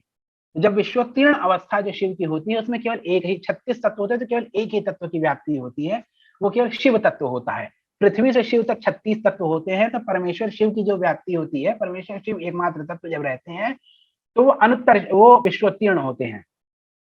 और ये परिपूर्ण शुद्ध संविदात्मक है, जो बात अभी कही जा चुकी। संविद का अर्थ है शुद्ध चेतना या चिति। शुद्ध संविद का अर्थ होता है शुद्ध चेतना या चिति। चिति संविद का अर्थ चेतना होता है, शुद्ध संविद का अर्थ होता है शुद्ध चेतना या चिति। ये पंचकृत्य संपन्न होते हैं, वही पंचशक्ति समाविष्ट कहा गया। स्वतंत्र और संवित प्रकाश है, उस संवित के प्रकाश हैं। ये असल में क्या कहते हैं, इस संसार में ऐसा कोई पदार्थ है ही नहीं जिसके शिव की तुलना की जा सके। तो सर्वशुद्ध प्रकाश को माना गया है। त्रिकमत परमाद्वैत मत की ये मान्यता है कि सर्वशुद्ध प्रकाश है, तो प्रकाश से इनकी तुलना कर दी जाती है। अन्यथा तो प्रकाश में भी, क्योंकि प्रकाश का भी आप देखिए प्रतिबिंबन होता है, तो प्रकाश भी पूर्ण रूप से शुद्ध नहीं, उसमें भी लेश मात्र की अशुद्धता है, लेकिन उससे शुद्ध कुछ है ही नहीं। तो शिव की तुलना करे तो किससे करे, तो इसलिए प्रकाश से कर दी जाती है। और आप ही का प्रसार 36 तत्वमयी सृष्टि के रूप में होता है। सभी जड़ चेतन पदार्थ आपके सौ में उत्पन्न होते हैं। अब वो कैसे होते हैं, पहले इस चित्र से देखिए, ऊपर नीचे थोड़ा हो गया। ये अगर आप ये जो पूरा, इसमें अगर आप देखेंगे, ये जो पूरा बैकग्राउंड देख रहे हैं, ये शिव स्वरूप है। ये यहाँ पे चौकोर बनाया गया, लेकिन ये अनादि अनंत है। उसके अंदर ये जो सर्किल है ये दर्पणवत उनकी जो स्वातंत्र शक्ति व्याप्त है, और इस स्वातंत्र शक्ति में ये जो शिव हैं ये स्वयं प्रतिबिंबित हुए हैं शक्ति से लेकर पृथ्वी तत्व तक के अंतर्गत। अब इसमें क्या है कि इस महामहेश्वर आचार्य अभिनवगुप्त ने इसकी बड़ी ही इंट्रिकेट और लूसिड डिस्क्रिप्शन किया है, और ये बताया है कि बिना बिंब के प्रतिबिंब कैसे उत्पन्न होता है। तो इस प्रतिबिंब के लिए किसी बिंब की आवश्यकता नहीं पड़ी, स्वातंत्र शक्ति स्वतंत्र है और सर्वशक्ति संपन्न है, इसलिए उन्होंने बिना बिंब के यानी वही प्रतिबिंब को शिव को प्रतिबिंबित कर दिया है। और वो यहाँ पर शिव इस प्रकार से व्याप्त है, पृथ्वी तत्व से लेकर शक्ति तत्व तक विश्वमय अवस्था में शिव व्याप्त हैं, और इसीलिए वो शक्ति कहलाते हैं। अब आप ये देखेंगे तो अब क्या है कि शिव की मूल परिभाषा अनुत्तर स्वरूप में क्या है, तो वो यह है इत्थम यामल एतद गलित भित संकथम यदेव स्यात् क्रम तारतम योगा सहवी संविद विसर्ग संघट्टा। कहने का तात्पर्य यहाँ पे यहाँ कहना चाहते हैं कि अनुत्तर की अवस्था ऐसी अवस्था है जिसके अंतर्गत न शिव का और शक्ति का सामर्थ्य है, और वहां पे ना तो शांत अवस्था है ना उदित अवस्था है। जो शिव की विश्वोत्तीर्ण अवस्था है, विश्वोत्तीर्ण अवस्था ने प्रलय के बाद और उत्पत्ति के पहले की अवस्था, उसके बीच में जो शिव की अवस्था है कि प्रलय हो चुका है, नई उत्पत्ति नहीं, उसमें जो शिव जिस अवस्था में स्थित है वो शांत की अवस्था वो है, वो विश्वोत्तीर्ण अवस्था, उसको शांत कहा गया। उदित अवस्था माने जब सृष्टि से लेके प्रलय तक के बीच की अवस्था, जब सृष्टि बनी हुई है जिस समय ये जो अवस्था है, ये इस समय उद्योत अवस्था में शिव है। तो इस अवस्था में ना शांत है ना उद्योत है, ये सृष्टि की ये जो है ये परम कौल अवस्था कहलाती है, ये शिव की सर्वश्रेष्ठ अवस्था कही जाती है, इसी को अनुत्तर कहा जाता है। तो अभी हमने शाक्त मत के अनुरूप अनुत्तर तत्व की व्याख्या देखी, ये शैव मत के अनुरूप है। इसकी सिद्धि कैसे होती है, तो ये कहा है अनवच्छिन्नम परमार्थतो ही रूपम चितो देव्याः, कि अनवच्छिन्न मतलब सतत और पारमार्थिक रूप से केवल चिति शक्ति का ही ध्यान करना चाहिए, और क्योंकि वो उस अवस्था में पहुंचा सकती है इसलिए उनको सुभगा कहा गया है, इसीलिए उनको सुभगा कहा गया है। और अपने आदि शंकराचार्य जी के जो परम गुरुदेव हैं उन्होंने ग्रंथ भी लिखा सुभगोदय स्तुति। जो सुभगोदय स्तुति ग्रंथ है वह मूल रूप से इसी तत्व की व्याख्या करता है, क्योंकि सुभगा है तो वो सुभगा यहाँ पे भी देखिए अनुत्तर अवस्था में परम कौल शिव तो हैं, लेकिन उन परम कौल की सिद्धि का भी माध्यम जो चिति देवी मतलब शुद्ध संबित के सतत स्मरण करने से धीरे धीरे धीरे धीरे साधक के अंदर वो साधक की जो आत्मा है इस अनुत्तर तत्व की अनुभूति करने लग जाती है, अपने अनुत्तरत्व की अनुभूति करने लग जाती है और परम कौल की अवस्था प्राप्त होती है। अब जो विश्वोत्तीर्ण विश्वमय की अभी तक चर्चा चल रही थी, विश्वोत्तीर्ण जब केवल शिव तत्व माने प्रलय के बाद और सृष्टि से पहले जो अवस्था है विश्वोत्तीर्ण की अवस्था है, और सृष्टि की अवस्था में शक्ति रूप में जो शिव व्याप्त है वो विश्वमय है। अब इसके अलावा शिव के यहाँ पर त्रिकमत में षड्विधा शिव माने 6 प्रकार के शिव बताए गए हैं। भुवनम विग्रहो ज्योति खम शब्दो मंत्र एवचा बिंदु नादादि संभिन्ना षड्विधा शिव उच्यते। तो ये कैसे हैं, भुवनावली विग्रह ज्योति खम माने आकाश शब्द और मंत्र, इनमें से किसी भी 6 स्वरूप पे अगर आप शिव के आप ध्यान लगाएंगे तो शिवत्व की सिद्धि होगी। अब कितने लेवल पर, अब तो आप देखिए जब भुवन है तो कोई स्वर्ग लोक की कामना करता है, तो जो स्वर्ग लोक की कामना करेगा उसको स्वर्ग लोक का भुवनेश्वर सिद्ध होगा। अगर शिव स्वरूप में कामना करेगा, स्वर्ग लोक की शिव स्वरूप में कामना करेगा तो उसको इंद्र पद की सिद्धि होगी, ऐसा कहा गया है। फिर विग्रह है तो विग्रह में रुद्र है, ब्रह्मा है, क्षेत्रज्ञ है, इस प्रकार के जितने भी देवता हैं, तो विष्णु है, जो भी मान लीजिए ईश्वर है, सदाशिव हैं आपके, और जो भी जितने भी स्वरूप हैं भगवान के, उनमें से किसी भी रूप के ऊपर अगर आप मतलब साधना करेंगे। अच्छा यहाँ पे जैसे भुवन में या विग्रह में तो ऐसा नहीं कि आप आराम से, इसकी साधना पद्धति है। तो श्री तंत्रलोक के अष्टम आहनिक में इसके विषय में बड़ा ही भुवन के विषय में बहुत ही विशिष्ट रूप से बताया गया, विग्रहों के बारे में भी वहां पर बताया गया है कि किस प्रकार से सिद्धि होती है। विग्रहों का पूर्ण रूप से नहीं लेकिन भुवन के ऊपर मूल रूप से आधारित है, तो उससे उन देवता के साथ तन्मयता की सिद्धि होती है। ज्योति में बिंदु विधान लगाते हैं, यह बड़ा ही गोपनीय है, इसकी चर्चा नहीं करेंगे। इससे योग की सिद्धि होती है। खम माने आकाश होता है, आकाश का तात्पर्य होता है सहस्रार, ये जो हिस्सा है ये आकाश कहलाता है। इसके अंदर शक्ति व्यापिनी और समना पे ध्यान लगाने से सर्वव्यापकत्व तो सर्वगमन की गति प्राप्त होती है, माने कि आप सर्वव्यापक हो जाते हैं, मूल रूप से इसका तात्पर्य यही है। और इसके ऊपर उन्मना की दशा होती है, वो फिर अलग बात हो गई। शब्द रूप में नाद और अनाहत है, तो नाद और अनाहत, नाद ब्रह्म की सिद्धि होती है, अनाहत की सिद्धि होती है, ये फिर आपका मंत्र से ऊपर की अवस्था होती है। ये साधना जो होती है मंत्र से ऊपर की साधना होती है। इसमें शिवात्मक विमर्श होता है और फिर मंत्र रूप में भी शिव की साधना की जाती है, इससे मंत्र की सिद्धि होती है। ये जो षड्विध रूप हैं, इन षड्विध रूपों को का ही शोढ़ा स्वरूप होता है, इसीलिए तंत्र मार्ग में शाक्त संप्रदाय में शोढ़ा न्यास किया जाता है। ये जो षड्विध रूप है, इन्हीं सिद्धि के लिए शोढ़ा न्यास किया जाता है और बाकी तो साधनागत विषय है। अब देखें कि हमने जैसे कहा कि शिव को स्वयं जीव शक्ति बना देती हैं, तो कैसे बनाती हैं वो यहाँ पर बताया गया है। होता क्या है कि जब शिव की इच्छा होती है कि वो संसार बनाए, संसार तो बनाया उन्होंने, अब इस संसार में पदार्थ चाहिए, मेज चाहिए, कुर्सी चाहिए, टेबल चाहिए, पेड़ चाहिए, पौधा चाहिए, पहाड़ चाहिए, नदी चाहिए, मनुष्य चाहिए, आप चाहिए, मैं चाहिए, सब लोग चाहिए, हमारे भाव सुख दुख भी चाहिए। तो क्या, तो कैसे बनाएंगे भाई?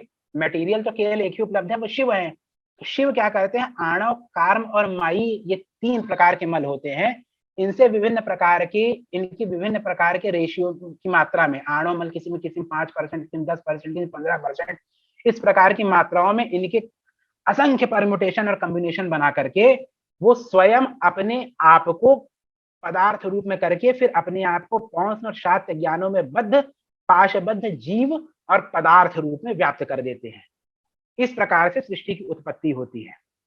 और वो कैसे करते हैं? ऐसे करते हैं, वो जब दर्पण बनता है तो उसमें इन्हीं 3 मलों में अपने आप को विभिन्न रूपों में, जैसे शक्ति तत्व में ये जो व्याप्ति है, आणव, कार्म, माई मल की एकदम निशुद्ध अध्वा के तत्वों में इन मलों का कोई प्रभाव नहीं, लेश मात्र भी प्रभाव नहीं है। शक्ति, सदाशिव, ईश्वर, शुद्ध विद्या तक लेश मात्र भी प्रभाव नहीं है। ये केवल बहिर्मुख प्रसरण की आरंभिक अवस्थाएं हैं। लेकिन पृथ्वी तत्व पे पहुंचते पहुंचते एकदम सर्वव्यापक हो जाए, मतलब ये भेद पूर्ण रूप से व्याप्त होता है। और इस अवस्था में इतना ज्यादा होता है कि देह प्रमाता जीव हो जाते हैं। माने अगर हमसे पूछा जाए, हम कौन भाई, हम गिरिरत्न है, ये शरीर को, हम इस शरीर को हम अपने आप को मानने लग जाते हैं। हम अपने आत्म तत्व के बोध को हम भूल चुके होते हैं। तो ये क्या है, ये हम शिव ही हैं। तो तंत्र मार्ग का मूल सिद्धांत यही है कि हम अपने अपने जो मूल स्वरूप को, मूल अस्तित्व को, शैव शिव समझे, शाक्त उसको शाक्त समझे, अनुत्तरत्व को, या ये क्या, अनुत्तरत्व को हम अगर अपने जाने, मूल यही सिद्धांत है। और वो भी कैसे होता है, जब वो सिद्ध होता है तभी ब्रह्मरंध्र से हमारे प्राण बाहर निकलते हैं। इस प्रकार की बातें हैं। अब इनसे मुक्ति के क्या उपाय हैं? तो इनसे मुक्ति के 4 उपाय हैं। चौथा उपाय क्योंकि कोई उपाय ही नहीं होता इसलिए नहीं दिया गया है। तो आणवोपाय, शाक्तोपाय, शांभवोपाय। आणवोपाय अणु लोगों के लिए, जैसे हमारे से देह प्रमाता, प्राण प्रमाता, बुद्धि प्रमाता लोगों के लिए, क्षुद्र जीवों के लिए उपाय होते हैं, जैसे मंत्र की साधना कर लिया, प्राणायाम इत्यादि प्रयाग, वर्ण स्थान प्रकल्पन किया गया, 4 इत्यादि किया, इस प्रकार के उपाय जो आणवोपाय। शाक्तोपाय के अंतर्गत होता है आपकी ध्यान मूलक साधनाएं, कि विशिष्ट प्रकार के ध्यान लगाए जाते हैं इसमें। और शांभवोपाय के अंतर्गत होता है निर्विकल्पावस्था में रम्यमाण हो जाना। तो इन तीनों के आप महामहेश्वर आचार्य अभिनवगुप्त जी बड़ी सुंदर व्याख्या करते हुए कहते हैं कि जैसे एक लकड़हारे को पेड़ काटना है, उस पेड़ में खोखला है, उस पेड़ में कैविटी है, उस पेड़ को उसको कट करना है। तो उसको कट करने के लिए वो आरी भी यूज करेगा, छेनी भी यूज करेगा, फावड़ा, कुल्हाड़ी, कुछ भी चलाएगा, सब कुछ चलाएगा। मूल रूप से उसे उस पादप को काट देना है। तो उसी प्रकार से हमें अपने ऊपर व्याप्त इन 3 मलों को किसी भी प्रकार से काटना है। इन 3 मलों को किसी भी प्रकार से हमको काट देना है। तो वो कैसे भी कर देना है, तो उसके लिए या तो किसी एक उपाय से, या क्रमिक रूप से उपायों पर बढ़ते हुए, या पहले 2 उपायों का प्रयोग करते हुए। क्योंकि जैसे मंत्र साधना में देखिए ध्यान का होता है, ध्यान बिना भवेन मुका सिद्ध मंत्रों पर साधका कहा जाता है, ध्यान के बिना सिद्ध मंत्र भी मुक हो जाता है, ऐसी व्याख्या कही गई है। वो जो चीज है वो आणवोपाय के अंतर्गत भी लेश मात्र का शाक्तोपाय है। तो ये जो कॉम्बिनेशन है, इस इनमें से किसी भी कॉम्बिनेशन से कैसे भी साधक को अपने आप को, सत्ता को मुक्त कर देना है, यही हमारा जो मूल उद्देश्य होता है।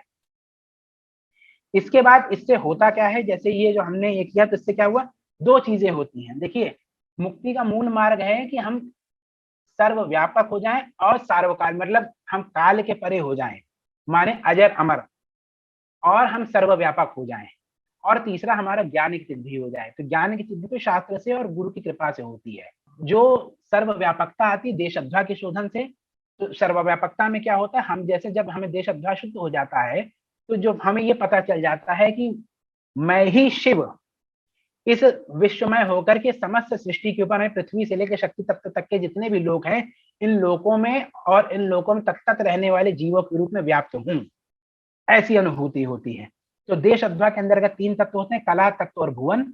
और काल अध्वा में क्या होता है कि जो भगवान शिव की जो क्रिया शक्ति होती है वो प्राणाचार के रूप में शरीर में व्याप्त होती है। एक दिन में मनुष्य 21,600 बार श्वास लेता है। वो श्वास हर मनुष्य गिनी हुई श्वासें होती है कि वो इस जन्म में केवल इतनी श्वास लेगा, इससे ज्यादा श्वास वो नहीं ले सकता। इस प्रकार का, तो वो यौगिक क्रियाओं के चलते करके उस श्वास लेने की जो गति होती है उसको कम किया जाता है, धीरे धीरे धीरे धीरे धीरे धीरे उसको कम करते करते उसको बहुत ही निम्न लेवल पे ले आते हैं। और उस प्राणाचार के बीच में जो प्राण और अपान के बीच का जो क्रम होता है उसमें शुद्ध संविद का ध्यान करते करते निर्विकल्पा अवस्था को सिद्ध करता है। इससे क्या होता है, जो पूरा प्राणाचार हमारा शुद्ध होता है और हम अपने कालध्वा का भी शोधन करते हैं। ये सब साधना परक बातें हैं। हमारे यहाँ कहा जाता तंत्र के संदर्भ में बहुत सी व्याख्या तंत्र होता क्या है। कोई कहता है तंत्र मंत्र यंत्र होता है, ये होता है तरह तरह। कोई कहता है तंत्र के अंदर मंत्र यंत्र होता है। मूल रूप से तंत्र ये होता है। तंत्र के इतने अवयव होते हैं। सबसे प्रधान अवयव होते हैं गुरु, और जिसको गुरु की कृपा हो गई उनको बाकी इन शास्त्र लेके पूजा तक के किसी भी अवयव की आवश्यकता है ही नहीं। उसको सब वो सीधा देवता तत्व में पहुंच जाएगा, उसको सीधा देवता की सिद्धि हो जाएगी।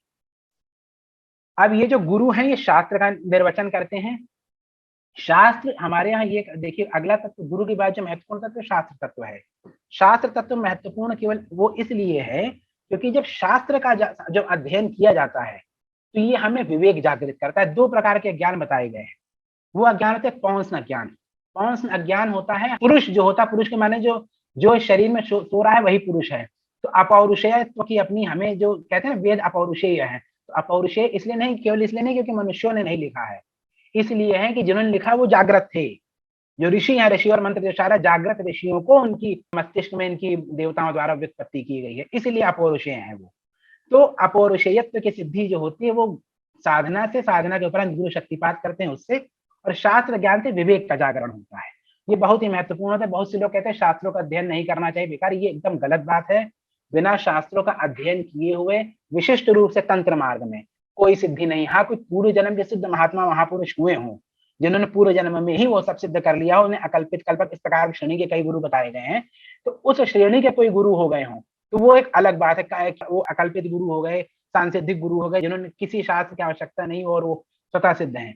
अदरवाइज सामान्य जितने भी 99% साधकों के लिए शास्त्र का अध्ययन परम आवश्यक है। ये मतलब इसके बिना कोई किसी प्रकार की सिद्धि है, कितना भी मंत्र कर लीजिए, कितना भी पूजा कर लीजिए, बिना शास्त्र के सिद्धि है ही नहीं। फिर गुरु शास्त्र का निर्वचन करने के उपरांत गुरु मंत्र देते हैं। मंत्र देने के बाद फिर वो जब मंत्र जैसे कई देवताओं की क्रम दीक्षाएं होती हैं, तो क्रम दीक्षा में एक जैसे class 1st 2nd 3rd 4th ऐसे पास करते करते आगे पहुंचे ग्रेजुएशन, तो उसका कन्वोकेशन होता है। तो कन्वोकेशन यहाँ पे कई सारे मंत्रों के पुरस्चरण करते करते फिर अभिषेक दीक्षा होती है। जब अभिषेक दीक्षा सिद्ध होता है तो गुरु फिर यंत्र प्रदत्त करते हैं। तो गुरु या किसी कन्या के हाथ से फिर यंत्र दिलाते हैं, फिर उस यंत्र की साधना को स्थापित करके साधक उसकी पूजा करता है। तो क्योंकि गुरु साधक को इतनी चीज देते हैं, क्या क्या देते हैं, शास्त्र मंत्र और यंत्र साधक को देते हैं। इन सबसे साधक क्या करता है, पूजा करता है। और पूजा किसकी करता है, देवता की करता है। तो पूजा क्या होती है, साधक तो क्या है, हम सब लोग साधक हैं।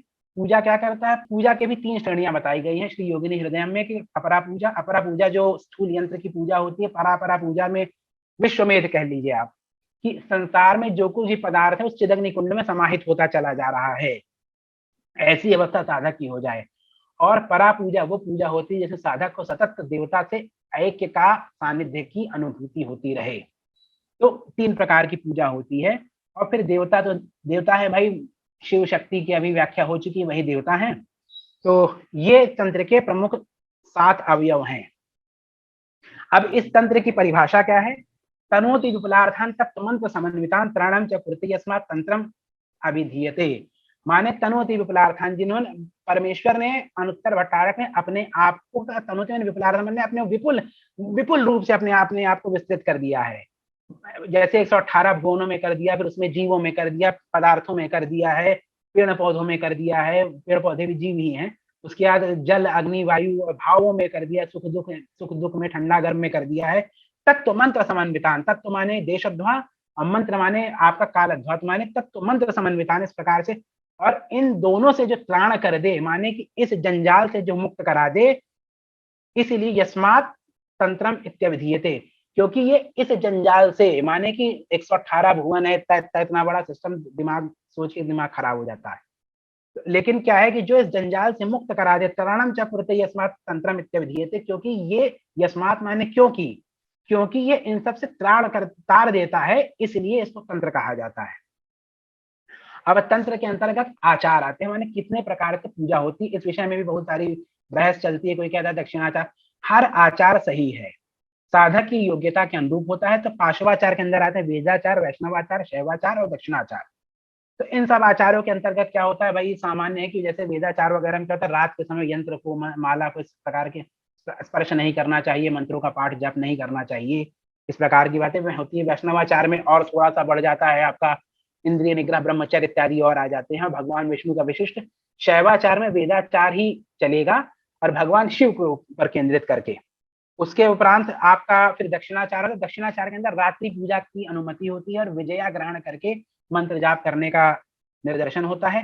फिर वीर, देखिए भाव भी 3 होते हैं, पशु भाव, वीर भाव और दिव्य भाव। तो पशु भाव सामान्य लोगों के लिए है, जो एकदम आपका समझ लीजिए अर्ली बर्ड कह लीजिए, एंट्री लेवल के जो साधक हैं उनके लिए, और जो साधक नहीं भी वो भी पाशव होते हैं।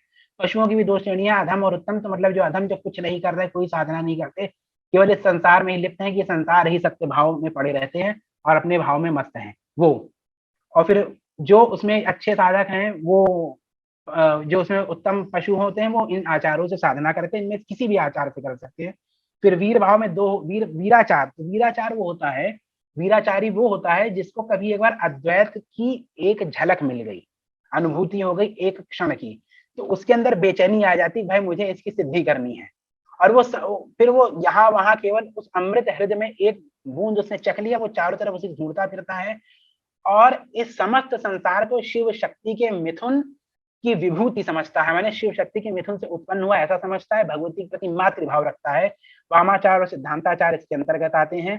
दिव्य भाव में कौलाचार, त्रिकाचार और समयाचार होता है। कौलाचार और त्रिकाचार में बहुत थोड़ा सा अंतर होता है। कौलाचार में क्या होता है, कहते हैं सब चीज का निषेध है, आपको कुछ करने की जरूरत नहीं, बस आप साधना कीजिए। वहीं त्रिकाचार में कहा जाता है न किसी चीज का निषेध है, न किसी चीज की आज्ञा है। मूल रूप से आपको, जैसे कहा ना अभी कि पेड़ को काटना है अगर, तो इस जड़ता रूपी वृक्ष को काटना है तो जड़ से काटो कि ये दोबारा अंकुरित ना हो, और चाहे जैसे काट दो। तो त्रिकाचार होता है। हाँ, क्योंकि इसकी भाव, इसमें इन आचार, त्रिकाचार फिर भी इसलिए अलग से नाम है क्योंकि इसकी जो प्राप्ति है वो विशिष्ट है और इसके मंत्र विशिष्ट है।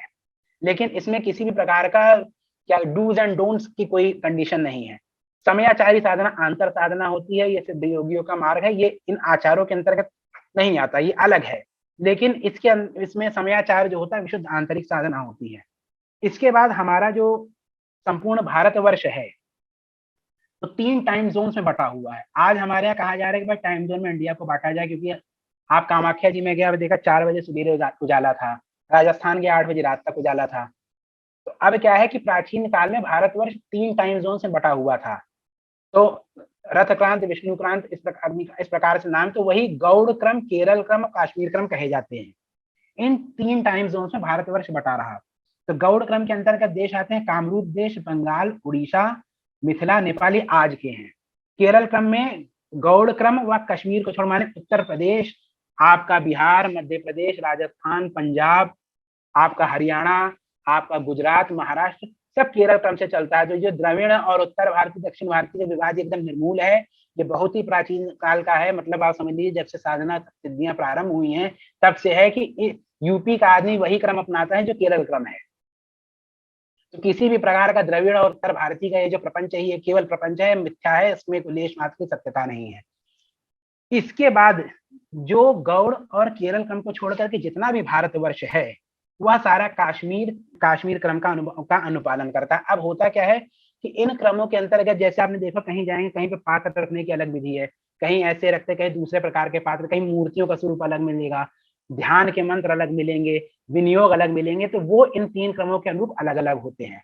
तो उसी प्रकार से क्रम बटा हुआ है। ये उस देश के विशिष्ट रूप से टाइम जोन के आधार पर और भी बहुत से कारक हैं, लेकिन just for those who are aware of modern days aspects only, time zone के आधार पे, इसमें और भी बहुत से उनको नहीं ले रहा हूँ, ये है। अच्छा, इसमें आपको बता दें अद्वैत शिव मत में चीज भक्ति की बात नहीं, की भक्ति जो है यहाँ पे सामरस्य की अवस्था है। हमारे यहाँ त्रिक मत में या परमाद्वैत मत में विरह के गीत नहीं लिखे जाते, यहाँ विरह है ही नहीं। हमें ना कुछ पाने की इच्छा है, ना हमें कोई खोने का डर है, क्योंकि हम स्वयं वही हैं। यहाँ पे ये भावना होती है, तो यहाँ विरह गीतों का कोई स्थान नहीं है। हाँ, यहाँ पे बहुत भगवती के जैसे शास्त्र गीत लेंगे, सौंदर्य लहरी, एक से एक भगवती के सौंदर्य का वर्णन मिलता है भगवती की। और सौंदर्य लहरी प्रमाणित रूप से आदि शंकराचार्य जी ने लिखा है, इसके ऊपर सुरेश्वराचार्य की टीका है, जो कि आज भी श्रृंगेरी मठ में उपलब्ध है और कई विद्वानों ने उसको देखा भी है। तो ये यहाँ पे भक्ति सामरस्य की मैं ही आप हूँ, जिसे शांत भाव कहा जाता है, 5 भाव में शांत भाव की मैं ही आप हूँ और कोई नहीं है, वो भक्ति है यहाँ पर। और यहाँ पर अंतिम यही है कि ये न त्यजसी तब त्यजः, सब कुछ जब सिद्ध हो जाए, जब आपको अनुत्तरत्व की सिद्धि हो जाए, तो क्या, तो जिससे इसका त्याग किया है, इस सारे प्रपंच का भी त्याग कर दीजिए, साधना का सब कुछ त्याग दीजिए, यही इसका मूल उत्स है। और आत्मनिवेदन कर दीजिए, अपने आप को निवेदित कर दीजिए।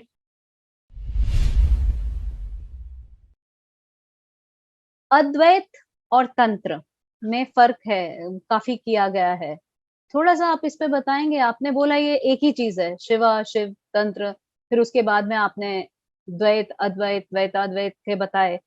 आप अद्वैत मार्ग और तंत्र मार्ग का कुछ बताएंगे? मैडम, वो जो अद्वैत आपकी बात करें, वो शंकराचार्य का अद्वैत मत है। तो उसमें होता क्या है, वहां पे विवर्तवाद की बात होती है। वहां पे जैसे मतलब उसमें ये भावना रहती है कि जैसा कहा जाता है ईश्वर सत्यम जगत मिथ्या, माने ये जगत जो है, लेकिन यहाँ पे तंत्र में क्या माने, सत्य से असत की उत्पत्ति हुई। अद्वैत तंत्र है ये, इस तंत्र की श्रेणी को अद्वैत कहते हैं, इसे परमाद्वैत नाम है। तो इसमें क्या कहा जाता है कि द्वैत, उस अद्वैत से ही अद्वैत की उत्पत्ति हुई। मूल रूप से उसमें भी तात्विक पारमार्थिक रूप से कोई अंतर नहीं। असल में क्या है कि शांकर वेदांत की जो भी व्याख्याएं हो रही हैं, अब जैसे ब्रह्मसूत्र की बात करें तो ब्रह्मसूत्र में औडुलोमी का वर्णन आता है। कलाध्याय के अंतर्गत विभिन्न प्रकार से कार्य इत्यादि जो भी बादरायण व्यास से पूर्व के जितने भी आचार्य हुए, उन समस्त आचार्यों ने जिस प्रकार से ब्रह्म की व्याख्या की है, उन समस्त का उन्होंने एक्सेप्ट किया, रिजेक्ट किया, निराश किया जिसे कहना चाहिए। तो ऑडुलोमी ने जिस अद्वैत मत की वहां पे व्याख्या की है, वो सेम है जो परमाद्वैत मत कश्मीर का है। इसे काश्मीरी शैव परमाद्वैत मत कहा जाता है। तो उनके बारे में बादरायण महर्षि कहते हैं कि भाई मैं इसको विशिष्ट रूप से, मैं पूर्ण रूप से इसको मैं स्वीकार करता हूं और हमें इसके मत से कोई भी भेद नहीं। दूसरा, जैसे मैंने स्पंद की बात कही, तो ब्रह्मसूत्र में एक सूत्र ही है कंपनात्। कैसे करते हैं ये सब ब्रह्म, तो कंपन से करते हैं। अब देखिए यहाँ पे भी क्या है, यहाँ पे है कि भाई कुछ नहीं है, यहाँ पे भी सत्य है, लेकिन फिर भी प्रतिबिंबित है। यहाँ विशुद्ध माया न कह के यहाँ प्रतिबिंब है। तो बात लगभग बात वैसी ही है, कोई बहुत ज्यादा भेद नहीं है। साधना पद्धति का मूल रूप से आप अंतर कर सकते हैं। जैसे आपको बता दें, हमारे सत्तर्क की बात की जाती है, त्रिक मत में सत्तर्क होता है शुद्ध विद्या, शुद्ध संविद कहा जाता है, सत्तर्क की बात की जाती है। तो जो शुद्ध संविद होता है वही सत्तर्क होता है। तो उसकी सिद्धि का आपको बता दें, वही निधिध्यासन कहा जाता है अद्वैत मार्ग में। जो अंतर है वो बहुत ही हेयर लाइन डिफरेंस है, बहुत ऐसा विशिष्ट अंतर नहीं है जिस अंतर को लेकर के कहा जाए कि हाँ भाई ये बड़ा ही बहुत ज्यादा ऐसा अंतर है कि भाई ये इधर उधर बात हो रही है। मैं थोड़ी अपनी समझ बताती हूँ इसकी, कि तंत्र में या और किसी भी मार्ग में या भक्ति में भी फॉर दैट मैटर, कोई ना कोई साधन चाहिए, साधना चाहिए, कोई माध्यम चाहिए अपना स्वरूप जानने के लिए। जबकि अद्वैत में वो कहते हैं कि छोड़ दीजिए, शंकराचार्य वाले अद्वैत की बात कर रही हूँ मैं, कि आप अपनी आइडेंटिटी ही छोड़ दो, जो भी आप अपने आप को मानते हो वो छोड़ दो। जब हमने वो ही छोड़ दिया, अपनी ऊर्जा ही छोड़ दी, अपनी एनर्जी ही छोड़ दी, और तो फिर कुछ बचता नहीं है ना साधना करने के लिए। नहीं मैडम, ऐसा थोड़ा नहीं सा है। वहां पे श्रवण मनन निध्यासन का मार्ग बताया है। वहां पे भी यही कहा गया है कि भाई जो जीव है ईश्वर, ये अयम आत्मा ब्रह्म। बृहदारण्यक उपनिषद में वामदेव से प्रश्न करते हैं शिष्य की, भाई बताओ हमें तो ये अनुभूति में हम ब्रह्म है, ब्रह्म को क्या अनुभूति होती है? तो कहते हैं ब्रह्म को अनुभूति होती है अयम आत्मा ब्रह्म, प्रज्ञानम ब्रह्म। प्रज्ञानम ब्रह्म की कहते हैं जैसे पानी में नमक मिल गया तो नमक से पानी अलग नहीं कर सकते, ठीक है? तो उसी प्रकार की, उसी अयम आत्मा ब्रह्म प्रज्ञानम अहम ब्रह्मास्मि, सॉरी अहम ब्रह्मास्मि, ब्रह्म के वामदेव वाला प्रसंग है। अहम ब्रह्मास्मि, ब्रह्म को क्या, ब्रह्म क्या, अहम ब्रह्मास्मि, ब्रह्म को सतत किया रहता है कि अहम ब्रह्मास्मि। यहाँ भी वही कहा गया, जैसे अनुत्तर के अंदर सतत स्पंदन, उनका शुद्ध संविधान की चेतना, भाई ब्रह्म में अगर मैं हम ब्रह्मास्मि हूं तो क्या है, वो तो चेतना का ही प्रभाव है ना। वही कंपनात कहा गया ब्रह्म सूत्र में। ब्रह्म में भी सतत इस प्रकार की स्फुरणा हो रही है कि अहम ब्रह्मास्मि। देखिए वहां केवल अंतर विवर्तवाद और परिणामवाद का है। वहां कहते हैं कि ये, और आपको बता दें, अगर समयाचारी साधना की हम बात करें, समयाचार का एक ही ग्रंथ उपलब्ध है, मैं आपको देखिए इसका चित्र दिखा दूं।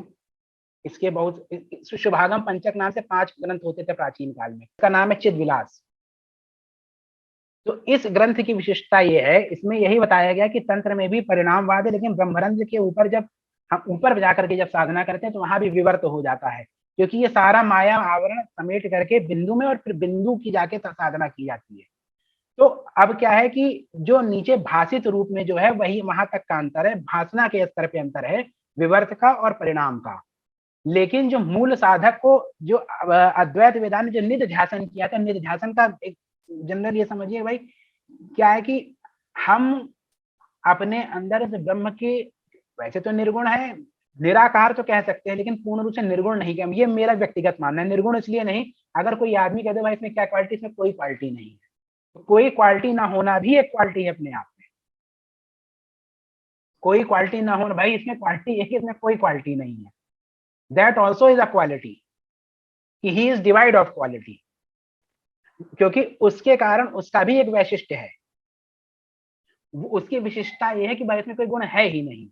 तो मूल रूप से क्या होता है, यहाँ ब्रह्म, जैसे हमने आपको एक फोटो दिखाई थी कि उसमें अनुत्तर के अंदर सब होता है, वो बाहर प्रकट करते हैं, फिर सब अंदर खींच लेते हैं अपने, उस सर्किल वाले 4 डायग्राम दिखाए थे। यहाँ काश्मीर, ये अद्वैत शंकराचार्य के मत में ये कहा जाता है ऐसा कुछ नहीं है। माया इन सबको, विद्या और अविद्या दो को, तो अविद्या से माया का प्रपंच सारा उत्पन्न होता है, ये सब अविद्या स्वरूप है, ये सब कुछ अविद्या। मूल रूप से सिवा आपकी आत्मा कुछ व्याप्ति नहीं। अब आपको बता दे, फिल्म आई थी मैट्रिक्स, वो उसी वेदांत दर्शन के कॉन्सेप्ट पे फिल्म बनी थी। उस फिल्म का जो ट्रायोलॉजी मैट्रिक्स है, तो उसका मेन कॉन्सेप्ट यही था कि उसमें वो देखते हैं बाहर, तो ये दुनिया, असली दुनिया में कुछ लोग जा सकते हैं, वो जो हीरो होता है असली दुनिया में जा सकता है, तो वहां देखता है वहां तो ऐसा कुछ है नहीं, वहां सब कुछ दूसरे टाइप का है। तो वो जो कॉन्सेप्ट है, उस कॉन्सेप्ट की यहाँ पर बात होती है कि जो ये संसार है, ये अद्वैत वेदांत कहता है कि माया से ही उत्पन्न है, सब कुछ मायात्मक है, इसलिए इसका त्याग करके केवल आत्म आत्म तत्व में रम्यमाण हो जाओ, क्योंकि आप ही हैं। तो श्रवण, श्रवण किसका, श्रवण जो है गुरु वचनों का, शास्त्रों का, मनन, फिर उसका सतत मनन करते रहना चाहिए। मनन करने की 28 प्रकार की, जैसे मधुर विद्या है, कौल विद्या, इस प्रकार से आपकी वैश्वानर विद्या, वेदांतों में 18 प्रकार की विद्या, दाहर विद्या है, इस प्रकार से विद्याएं बताई गई हैं। ये वेदांत दर्शन की साधना के प्रकार है। उन विद्याओं का अनुशीलन करते हुए आप मनन कीजिए, और मनन करने और निधिध्यासन माने उस आत्म तत्व को आत्मवत, उसी प्रकार से आप, वही अपरोक्षानुभूति है कि अपरोक्षानुभूति में डायरेक्ट रियलाइजेशन कीजिए कि आप हैं क्या, उसी डायरेक्ट रियलाइजेशन की यहाँ पे बात है। अच्छा, तंत्र मार्ग में क्या होता है, यहाँ पे भी ब्रह्म है, यहाँ पे लेकिन विवर्त यहाँ नहीं है, विवर्त ब्रह्मरंध्र के ऊपर है, और ये कहा गया है कि प्रतिबिंब सत्य का प्रतिबिंब है, इसलिए प्रतिबिंब भी सत्य है। इस संसार में जो कुछ भी सत्य, अच्छा ये एक चीज देखिए, ये भी बात सही है, क्यों, क्योंकि अगर सत्य नहीं होता, हम भगवान को फूल चढ़ाते हैं, या हमने पूजा की, हमने मंत्र जपा, हम एक तांत्रिक विधि से बात करते हैं, और उसे ईश्वर की सिद्धि हो गई, मान लो काली जी के दर्शन हुए। इसमें बड़ा सुंदर उदाहरण हम ठाकुर रामकृष्ण परमहंस कर लेंगे, उनके पास तोतापुरी आए, तोतापुरी का ये पत्थर, आखिरी में समझ में आया ये तो देवी है। अब है तो भाई, अगर प्रतिबिंबित है तो मूर्ति भी तो प्रतिबिंबित है संसार में देवी की, वो भी तो प्रतिबिंबित ही है। लेकिन उसमें जो चेतनता है, उस प्रतिबिंबित तत्व, उस मूर्ति की, देखिए चेतनता, वो एनर्जी, शक्ति is energy, and it is omni present. वो इस मेज कुर्सी सब में प्रेजेंट है, जहां पे वो जागृत चेतना के रूप में हम बोल पा रहे हैं। अभी ये अचेतन हो जाए, शरीर मर जाएगा, तो ये सर्वव्याप्त है।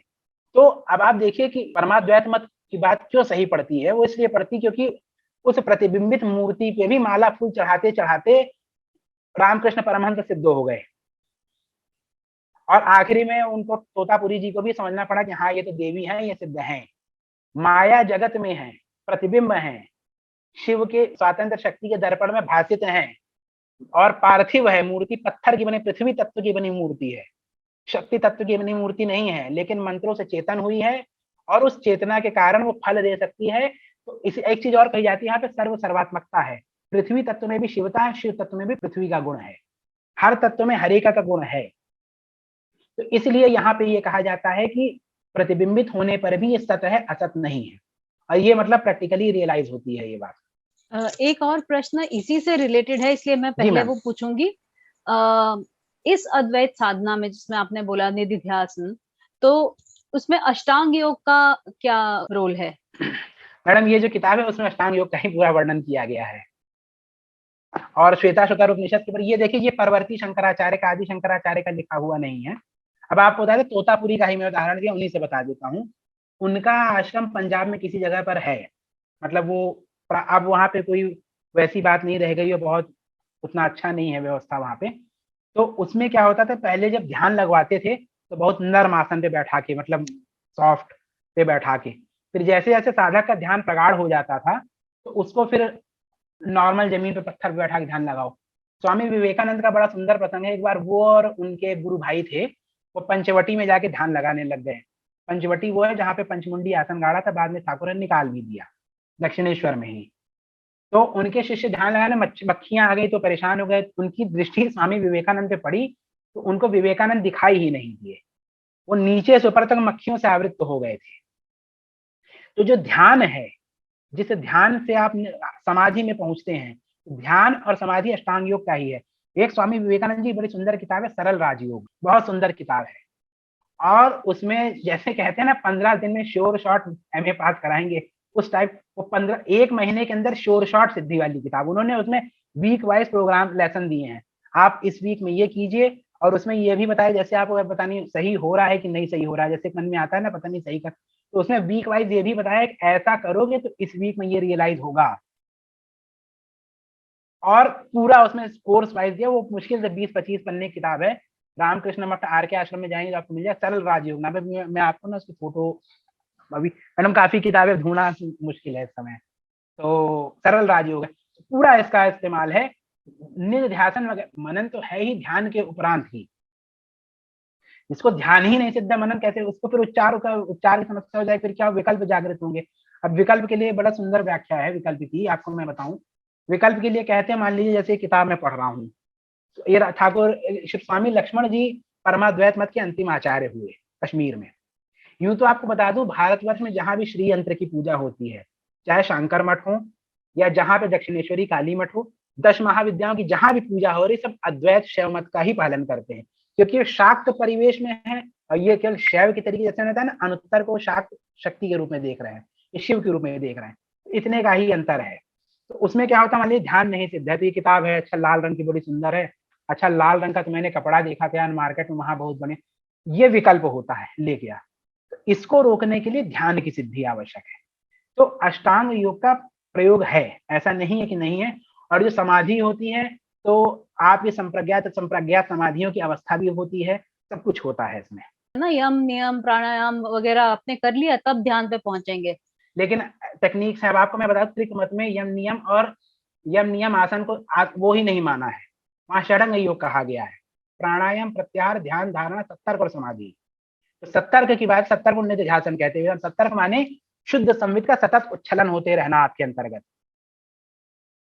शुद्ध मतलब आपके अंदर, शुद्ध माने कि आपके अंदर शुद्ध चेतना तत्व का, भगवती का साक्षात्कार सतत होते रहना। आपको सत्तर्क होता समाधि से पहले की, वो समाधि की सिद्धि कराती है। और समाधि जो होती है आपको पूर्ण निर्विकल्प अवस्था में ले जाने का मार्ग है। तो त्रिक मत में यम नियम और आसन को उपचार ही नहीं माना गया, तंत्र मार्ग की मैं बात कर रहा हूँ। और तो और हठ योग में भी नहीं माना गया है। अब जैसे घेरन संहिता में सप्तांग योग की बात की जाती है, या ऐसे षडंग योग की बात मैत्रायणी उपनिषद मैत्रायणी उपनिषद में भी नहीं माना गया है। वहां भी प्राणायाम, प्रत्याहार, ध्यान, धारणा, सत्तर्क लिखा, सत्तर्क समाधि की बात की गई। देखिए, एक बड़ा सिंपल सा टेक्निक है, मैं बता दूं आपको। ऐसे बैठना है और भस्त्रिका कीजिए 4 बार।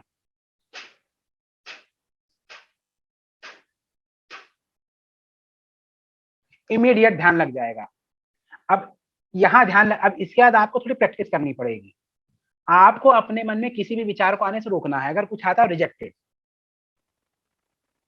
और इसको 5 मिनट से बढ़ाते बढ़ाते 15 मिनट ले जाइए। फिर इससे ना आपको कुछ विशिष्ट अनुभव होंगे। तो होता क्या है, स्वामी विवेकानंद ने बड़ी बढ़िया बात है, कहा कि देवता शुरू में जब आदमी साधना शुरू करता है तो अनुभूति इसलिए करा देते हैं कि उसको लगे भैया मेरा रास्ता सही है, कि छोड़ के भाग ना जाए। जैसे नया नया बच्चा स्कूल जाता है, उसको टॉफी चॉकलेट बटती है ना, बच्चा टिका रहे, देवता भी उसको कुछ ना कुछ अनुभूत कराते रहते हैं। तो वो वही चीज है। लेकिन मतलब ठीक है, अष्टांग योग में विशुद्ध रूप से है। देखिए, पतंजलि ने जिस योग की व्याख्या की है वो ऐसे आदमी के लिए जो सड़क चलते आदमी का भी उद्धार हो जाए। ये विशिष्ट योग है। हठ योग है, त्रिक योग है, वेदांत की साधना सबके बस की नहीं है। अहम ब्रह्मास्मि जानने वाला भारत में 50 करोड़ आदमी को अहम ब्रह्मास्मि पता होगा, कम से कम 50 करोड़ आदमी अहम ब्रह्मास्मि। लेकिन अहम ब्रह्मास्मि बोल के अगले क्षण वो गिरिरत्न हो जाता, अहंकार माया मोह सब उसके अंदर व्याप्त हो गया, वो भाव ही नहीं है, उससे नहीं। तो उसके लिए मूर्ति साधन। देखिए, मूर्ति पूजा से क्या होता है मैं बताऊं, मूर्ति पूजा से क्या है, एक रेपो बिल्डिंग होती है। अब जैसे मेरा आपसे परिचय हुआ, आप संगम टॉक से है भाई, एक बहुत बड़ा प्लेटफॉर्म है, मैं एक स्पीकर हूँ भाई, बहुत बढ़िया, मैंने आपको बातचीत शुरू कर दी, मैडम कभी आप सीतापुर आइए तो हमारे घर पधारिए। ये क्या हम रेपो बिल्डिंग कर रहे हैं ना, कि हमारे परस्पर रिलेशन डेवलप हो। तो होता क्या है, जैसे पूजा करते हैं, पंचोपचार पूजा सबसे साधारण पूजा है। गंध माने चंदन चढ़ाई, देवी तो सिंदूर रोली चढ़ा दिया चंदन के साथ साथ, पुष्प धूप दीप और भगवान कुछ खाने को दिया। तो क्या है, इससे भगवान से एक ये भगवान के साथ एक संबंध स्थापित किया जा रहा है। इसे दिस इज रेपो बिल्डिंग। जब ये रेपो बिल्डिंग होती है तो ईश्वर का अनुग्रह आपके ऊपर होना प्रारंभ होता है। तो धीरे धीरे सम्यक रूप से आप मंत्र साधन करते हुए, योग साधना करते, धीरे धीरे धीरे धीरे आप आगे बढ़ते, मंत्र होते, फिर मंत्र से मंत्र आपके। इसीलिए कहा जाता है कि जो मंत्र साधक होता है उसको पंचांग पूजा अवश्य करनी चाहिए। तो पंचांग में क्या है, आपका कवच है, आपका हृदय स्तोत्र का पाठ है, मूल स्तोत्र का पाठ है, पटल होता है, सहस्त्रनाम होता है, मंत्र। तो इन सबसे क्या, सहस्त्रनाम सहस्रश्रुति, सहस्रश्रुति, तो देवता से एक संबंध स्टैब्लिश होता है। प्रसन्न होते होते देवता मंत्र सिद्ध करते हैं, 1 2 3 4 क्रम पूरा हुआ, पूर्णाभिषेक दीक्षा हुई, पूर्णाभिषेक दीक्षा होने के उपरांत क्या हुआ, उस साधक को यंत्र की पूजा की अनुमति मिली। यंत्र पूजा के बाद उसको विश्वमेध की शांति स्तोत्र जब पढ़ा जाता है चक्रार्चन के उपरांत, यंत्र की पूजा के बाद, तो विश्वमेध की बात की जाती है। शिवाद्य निपर्यंतम ब्रह्मादि स्तव संयुतम कालाग्नि शिवांतम से जगत यागेन तर्पये। इस जगत याग में जो कुछ भी है सब कुछ कालाग्नि से लेकर शिवांत तक। अब आप सोचिए कि क्या दुर्धर्ष भावना है कि शिव की ही आहुति दे दी। यही कहा जाता है ये तेजसी तत्यजा, शिव तत्व से शिव तत्व की प्राप्ति, उसका भी त्याग कर दो तभी तो अनुत्तर है, क्योंकि शिव से ऊपर अनुत्तर है। इसीलिए तंत्रालों में 37 आहनिक है, क्योंकि 37वां अनुत्तर है। तो यहाँ पे यही इसका मूल है, रेपो बिल्डिंग। तो उसी जो अष्टांग योग है वो यही है कि सड़क चलते आदमी को कैसे रास्ता बताएं। तो पहले तो यम नियम करो तुम। तो इस पूजा तक पहुंचने वाले आदमी के यम नियम प्रायः जो होते हैं स्थिर होते हैं। वेदांत का जो एक आरंभिक अच्छा साधक होगा उसके यम नियम, उसके आचार विचार व्यवहार वो एक स्तर तक अच्छा होगा, मतलब वो एकदम उस तरीके का नहीं होगा एकदम। हाँ, लेकिन बेसिक सजेशन कराना तो भाई यम नियम आसन तो दान। अच्छा, पतंजलि आसन की भी व्याख्या करते हैं, स्थिर सुखम आसनम। अब यहाँ जो ये पूजा है ये घंटों घंटों 5-5 घंटे चलने वाली पूजा है। तो स्थिर सुखम आसनम माने कि आप पूजा 5 बजे बैठते हैं तो आप 5 बजे आप पूजा बैठ जाए चाहे प्रलय आ रही हो, ऐसी सिद्धि हो जाए आपको। वो स्थिरता वहां पे। पतंजलि के जो बाद में, बहुत बाद में योग चंद्रिका कौन सी पुस्तक है मेरे पास, उसमें आसन पे फिर आसनों की बात की गई है हठयोग के, लेकिन वहां पे पद्मासन और पद्मासन सिद्धासन का भी वर्णन नहीं करते पतंजलि। आसन है स्थिर सुखम आसन, सुख पूर्वक आसन पे बैठ सके। तो पहले इतना तो सिद्ध करो तब ये पूजा होगी। तो उसके बाद के फिर जब आसन सिद्ध होगा तब प्राणायाम है, ध्यान है, ध्यान का कई गुना धारणा, उसका फिर प्रत्याहार, फिर समाधि, ध्यान धारणा प्रत्याहार, प्रणाम प्रत्याहार ध्यान धारणा समाधि, इस प्रकार से है। तो वो बेसिक है, ये फिर एडवांस है मैडम। प्रश्न ऑडियंस से बहुत कम आ रहे हैं, तो हम आखिरी अभी अंतिम प्रश्न लेते हैं स्वास्तिक बैनर्जी का। जी। Please tell us about the nature of bhakti in tantra. How is it different from the regular idea of bhakti which presupposes duality. ये कह रहे हैं कि जो हमें आइडिया है भक्ति का, जी। हम उसमें तो द्वैतवाद मान के ही चलते हैं, लेकिन तंत्र में भक्ति का क्या नेचर, क्या देखिए प्रकृति मैडम, है? आपको बता दे, नवधा भक्ति होती है और नहीं तो पंचभावात्मक भक्ति होती है। सबसे सामान्य भक्ति दास्य भक्ति होती है। अच्छा, एक चीज और बता दे, कहना मैं भूल गया, अद्वैत मत में गुरु की दास्य भक्ति, गुरु से कभी द्वैत, आपने सुना होगा अहम ब्रह्मास्मि सुना होगा, शिवो हम सुना होगा, गुरुवो अहम नहीं सुना होगा। मैं मतलब ये मैं ही गुरु हो गया, मैं ही अपना, ये नहीं सुना होगा। अभिनव गुप्त जैसे गुरु भी लिखते हैं कि हम तो भैया केवल गुरु के जो कहे हैं उतना कह के अपना जीवन शुद्ध कर रहे हैं, मतलब वो परमेश्वर हो गए। उन्होंने लिखते आगे जैसे परमेश्वर प्रसिद्ध मुझको घोषणा करते हैं। मैं वो लिखते विमल कलाश्रय अभिनव सृष्टि महाजनी में, मतलब वो योगिनी भूत जन्मजात सिद्ध बताते हैं अपने आप को सांकेतिक रूप से। लेकिन गुरु की बात होती है तो एकदम एकदम अकिंचन हो जाते हैं कि भाई हम तो गुरु ने जो कहा है उसको कह के अपना जीवन शुद्ध करें। तो गुरु की दास से भक्ति है।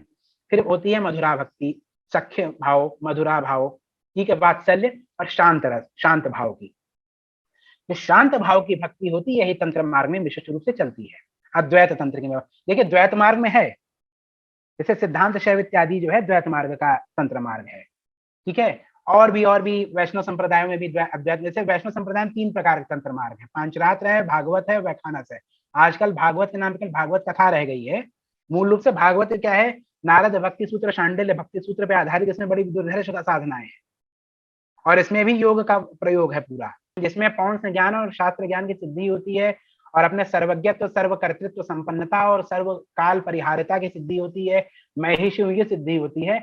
वहां सर्वत्र भक्ति की व्याप्ति, कि समस्त संसार भक्ति रस में डूबा है, ये सिद्धि होती है। ऐसा है कुछ, मैं वो लेमैन में बता रहा हूँ। अब इसमें भी बहुत सारे फ्रैक्शंस है, बहुत सारी डिटेल्स हैं।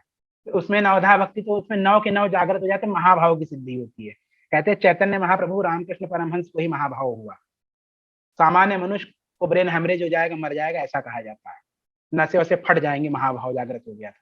1-2 भाव अच्छे से अच्छे साधक में 2 या 3 भाव आते हैं, ज्यादा नहीं आते।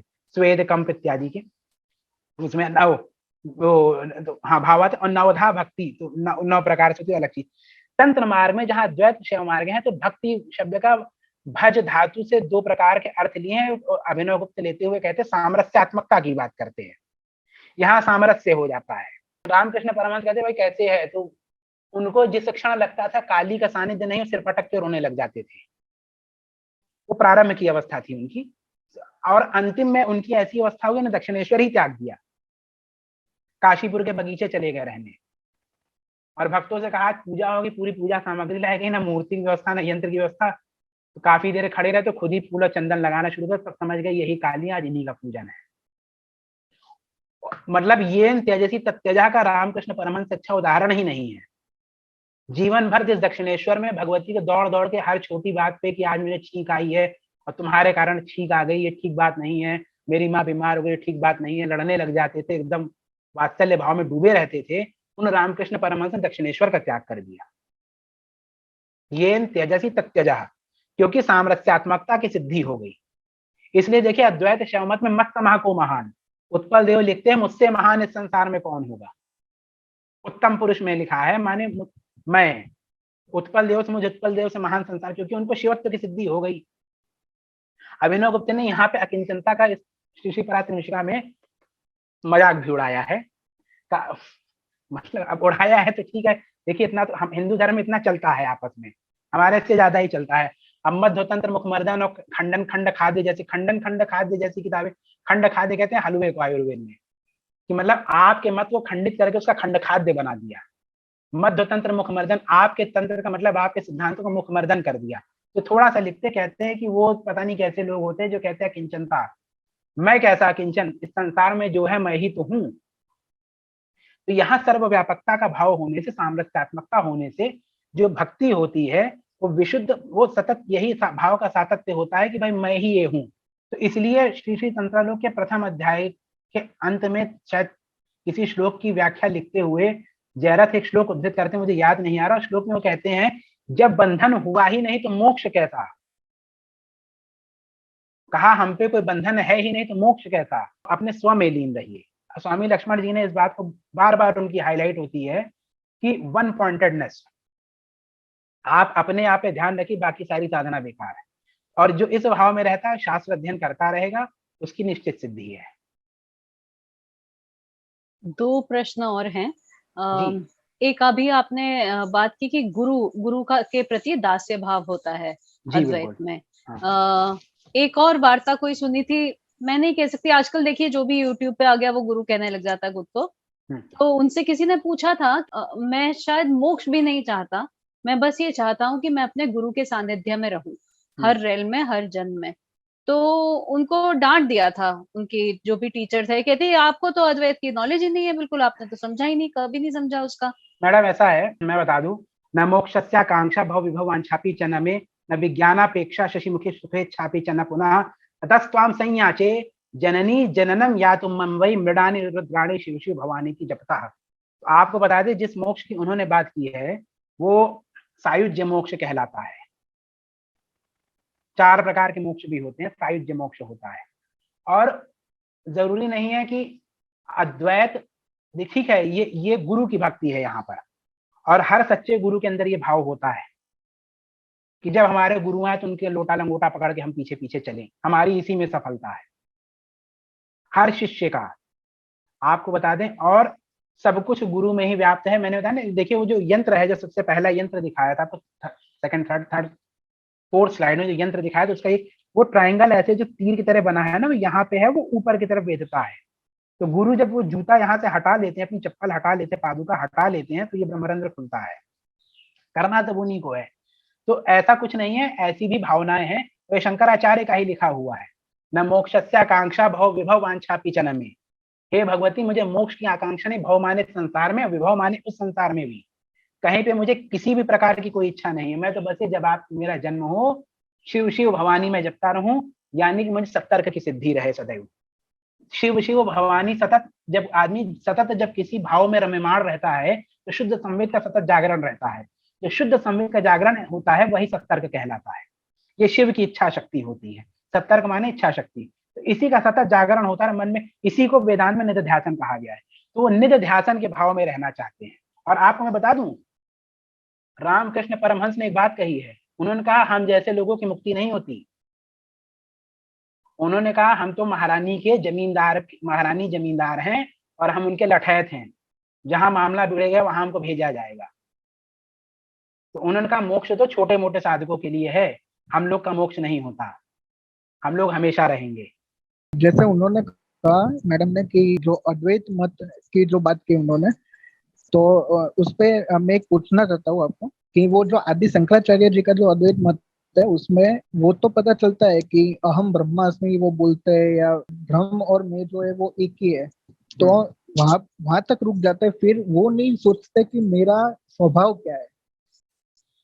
एक तो है मेरा जो मूल प्रकृति है वो क्या है, तो वो जो विमर्श जो होता है वो शायद तंत्र में वो एक से आगे जाता है। अब मैं आपको बता दूं, अनुत्तरावस्था जब हो जाती है, अनुत्तर अहम शब्द का अहम प्रत्यय, देखिए हर मंत्र का जो मूल स्वरूप अहम प्रत्यय है। इसमें आ अनुत्तर होता है, हा शक्ति स्वरूप और माँ जीव होता है, ठीक है। और इसको भैरवी समावेश कहा जाता है। तो अहम ब्रह्मास्मि जब कहते हैं, तो इसकी अहम की हमारे पूज्य गुरुदेव ने तंत्र मार्ग से भी व्याख्या की है। मैं आपको ग्रंथ दिखा देता हूँ। इस ग्रंथ में थोड़ा जीर्ण हो गया है, ये ग्रंथ है, उन्होंने अहम मार्ग की भी व्याख्या की है तंत्र स्वरूप से। तो अहम के आ का अनुत्तर है, हा का शक्ति है, माँ का जीव है। जब अनुत्तरत्व की सिद्धि होती है साधक को, अनुत्तर हो जाता है वो, उस अवस्था में वहां पे भी कोई विमर्श नहीं रहता। अब आपको चलिए थोड़ी बात है, ब्रह्मरंध्र से 12 अंगुल ऊपर विसर्ग भूमि होती है, समझ रहे हैं। वहां पर जब पहुंचते हैं तो विवर्त पूर्ण रूप से समाप्त हो जाता है और केवल संविद उल्लास होता है। अनुत्तरावस्था में वो भी नहीं रहता है, केवल अनुत्तरत्व की व्याप्ति होती है। तो वहां पे किसी भी प्रकार का कोई भी विमर्श नहीं रहता, विमर्श विमर्श वगैरह इत्यादि से परे होता है वो। अनुत्तरावस्था में भी स्वात्म विमर्श तो होता है ना गुरु जी? देखिए, तो यहाँ पे भी तो वामदेव से जब पूछा गया कि भाई क्या महसूस करते हैं, हम तो महसूस ब्रह्म है, तो ब्रह्म क्या महसूस करते हैं, क्या ब्रह्म महसूस करते हैं, अहम ब्रह्मास्मि। तो वो स्वात्म विमर्श तो वहां भी हो रहा है ना। देखिए एक मेरी बात सुनिए, जी जब कोई किताब लिखी जाती, जैसे मैं एक पुस्तक लिख रहा हूँ, ठीक है, मैं अभी एक पुस्तक लिख रहा हूँ, उसमें तंत्र के ऊपर ही है, उसमें बहुत सी चीजें नहीं है, 90% चीजें नहीं है। इसका माने ये नहीं कि मैं उस सिद्धांत को रिजेक्ट कर दे रहा हूँ। आपको बात बताऊं, प्रत्यभिज्ञा शब्द के सबसे पहला प्रयोग आदि शंकराचार्य ने किया है। बृहदारण्यक उपनिषद के ज्योतिष ब्राह्मण के अंतर्गत 7वां मंत्र है, कथम आत्मा यो अयम विज्ञानमय।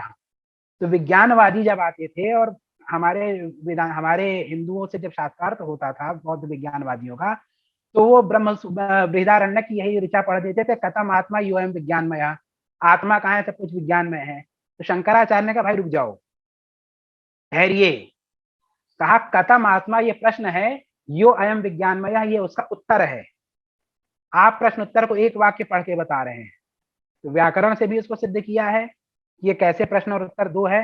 भाई लिखने का, भाई एक पैटर्न, एक लाइन लिख दिया, how are you, I am Giridatt Mishra, तो ये एक सेंटेंस थोड़े, these are two separate sentences, समझ रहे हैं। तो ऐसा देखिए, अंतर बहुत बहुत मार्जिनल अंतर है। मेन जो अद्वैत शैव मत और शंकर वेदांत में जो डिस्प्यूट है, वो डिस्प्यूट इसी बात का है कि वहां पर शंकराचार्य ने सृष्टि को माया जनित बता दिया है, सृष्टि को माया से उत्पन्न बता दिया है, और यहाँ पर इस सृष्टि को बताते हैं कि भाई ये सृष्टि जो प्रतिबिंब तो है, लेकिन सत का प्रतिबिंब होने से सत है। और ये परिलक्षित भी होता है। भाई आप मूर्ति पूजा कीजिए, आपको सिद्धि हो रही है। आप ब्रह्मसूत्र पढ़ रहे हो, उससे भी सिद्धि हो रही है। ब्रह्मसूत्र भी तो माया है, सब माया है। तो ब्रह्मसूत्र लिखे सूत्र भी तो माया है, लेकिन सिद्धि हो रही है ना। तो माया से सिद्धि तो होगी नहीं, जड़ से सिद्धि तो अजड़ चीज ही करा सकती है। तो वो वाली बात है। एक अद्भुत बात ये है गुरुजी तंत्र में कि ऐसे हम मतलब नॉर्मल लाइफ में बोलते हैं कि अहम जो है वो नहीं होना चाहिए आदमी में, अहम जो है वो नहीं होना चाहिए, पर जो सबसे ऊपर वाली अवस्था है उसमें यही है कि अहम जो है उसी में रहना है। कितनी अवस्थाएं होती हैं ऐसी? नहीं ऐसे नहीं बोल रहा, वो नहीं मुझे नहीं नहीं, ध्यान नहीं है, पर मैं बता रहा हूँ, सुनिए। 4 अवस्थाएं होती हैं। सबसे पहले तो अहम इदम, ये अहंकार, मैं और तुम। फिर थोड़ा आदमी सुधरा, इदम अहम, आप और मैं। फिर होता है, फिर वही जैसे अयम खत्म आत्मा एवं विज्ञान है, तो वहां दोनों श्लिष्ट हो जाते हैं। इदम अहम, ये मैं हूं। फिर अहम इदम, वो परहंता कहलाता है कि मैं ही ये सब हूं। इसी को शांभव समावेश कहा जाता है।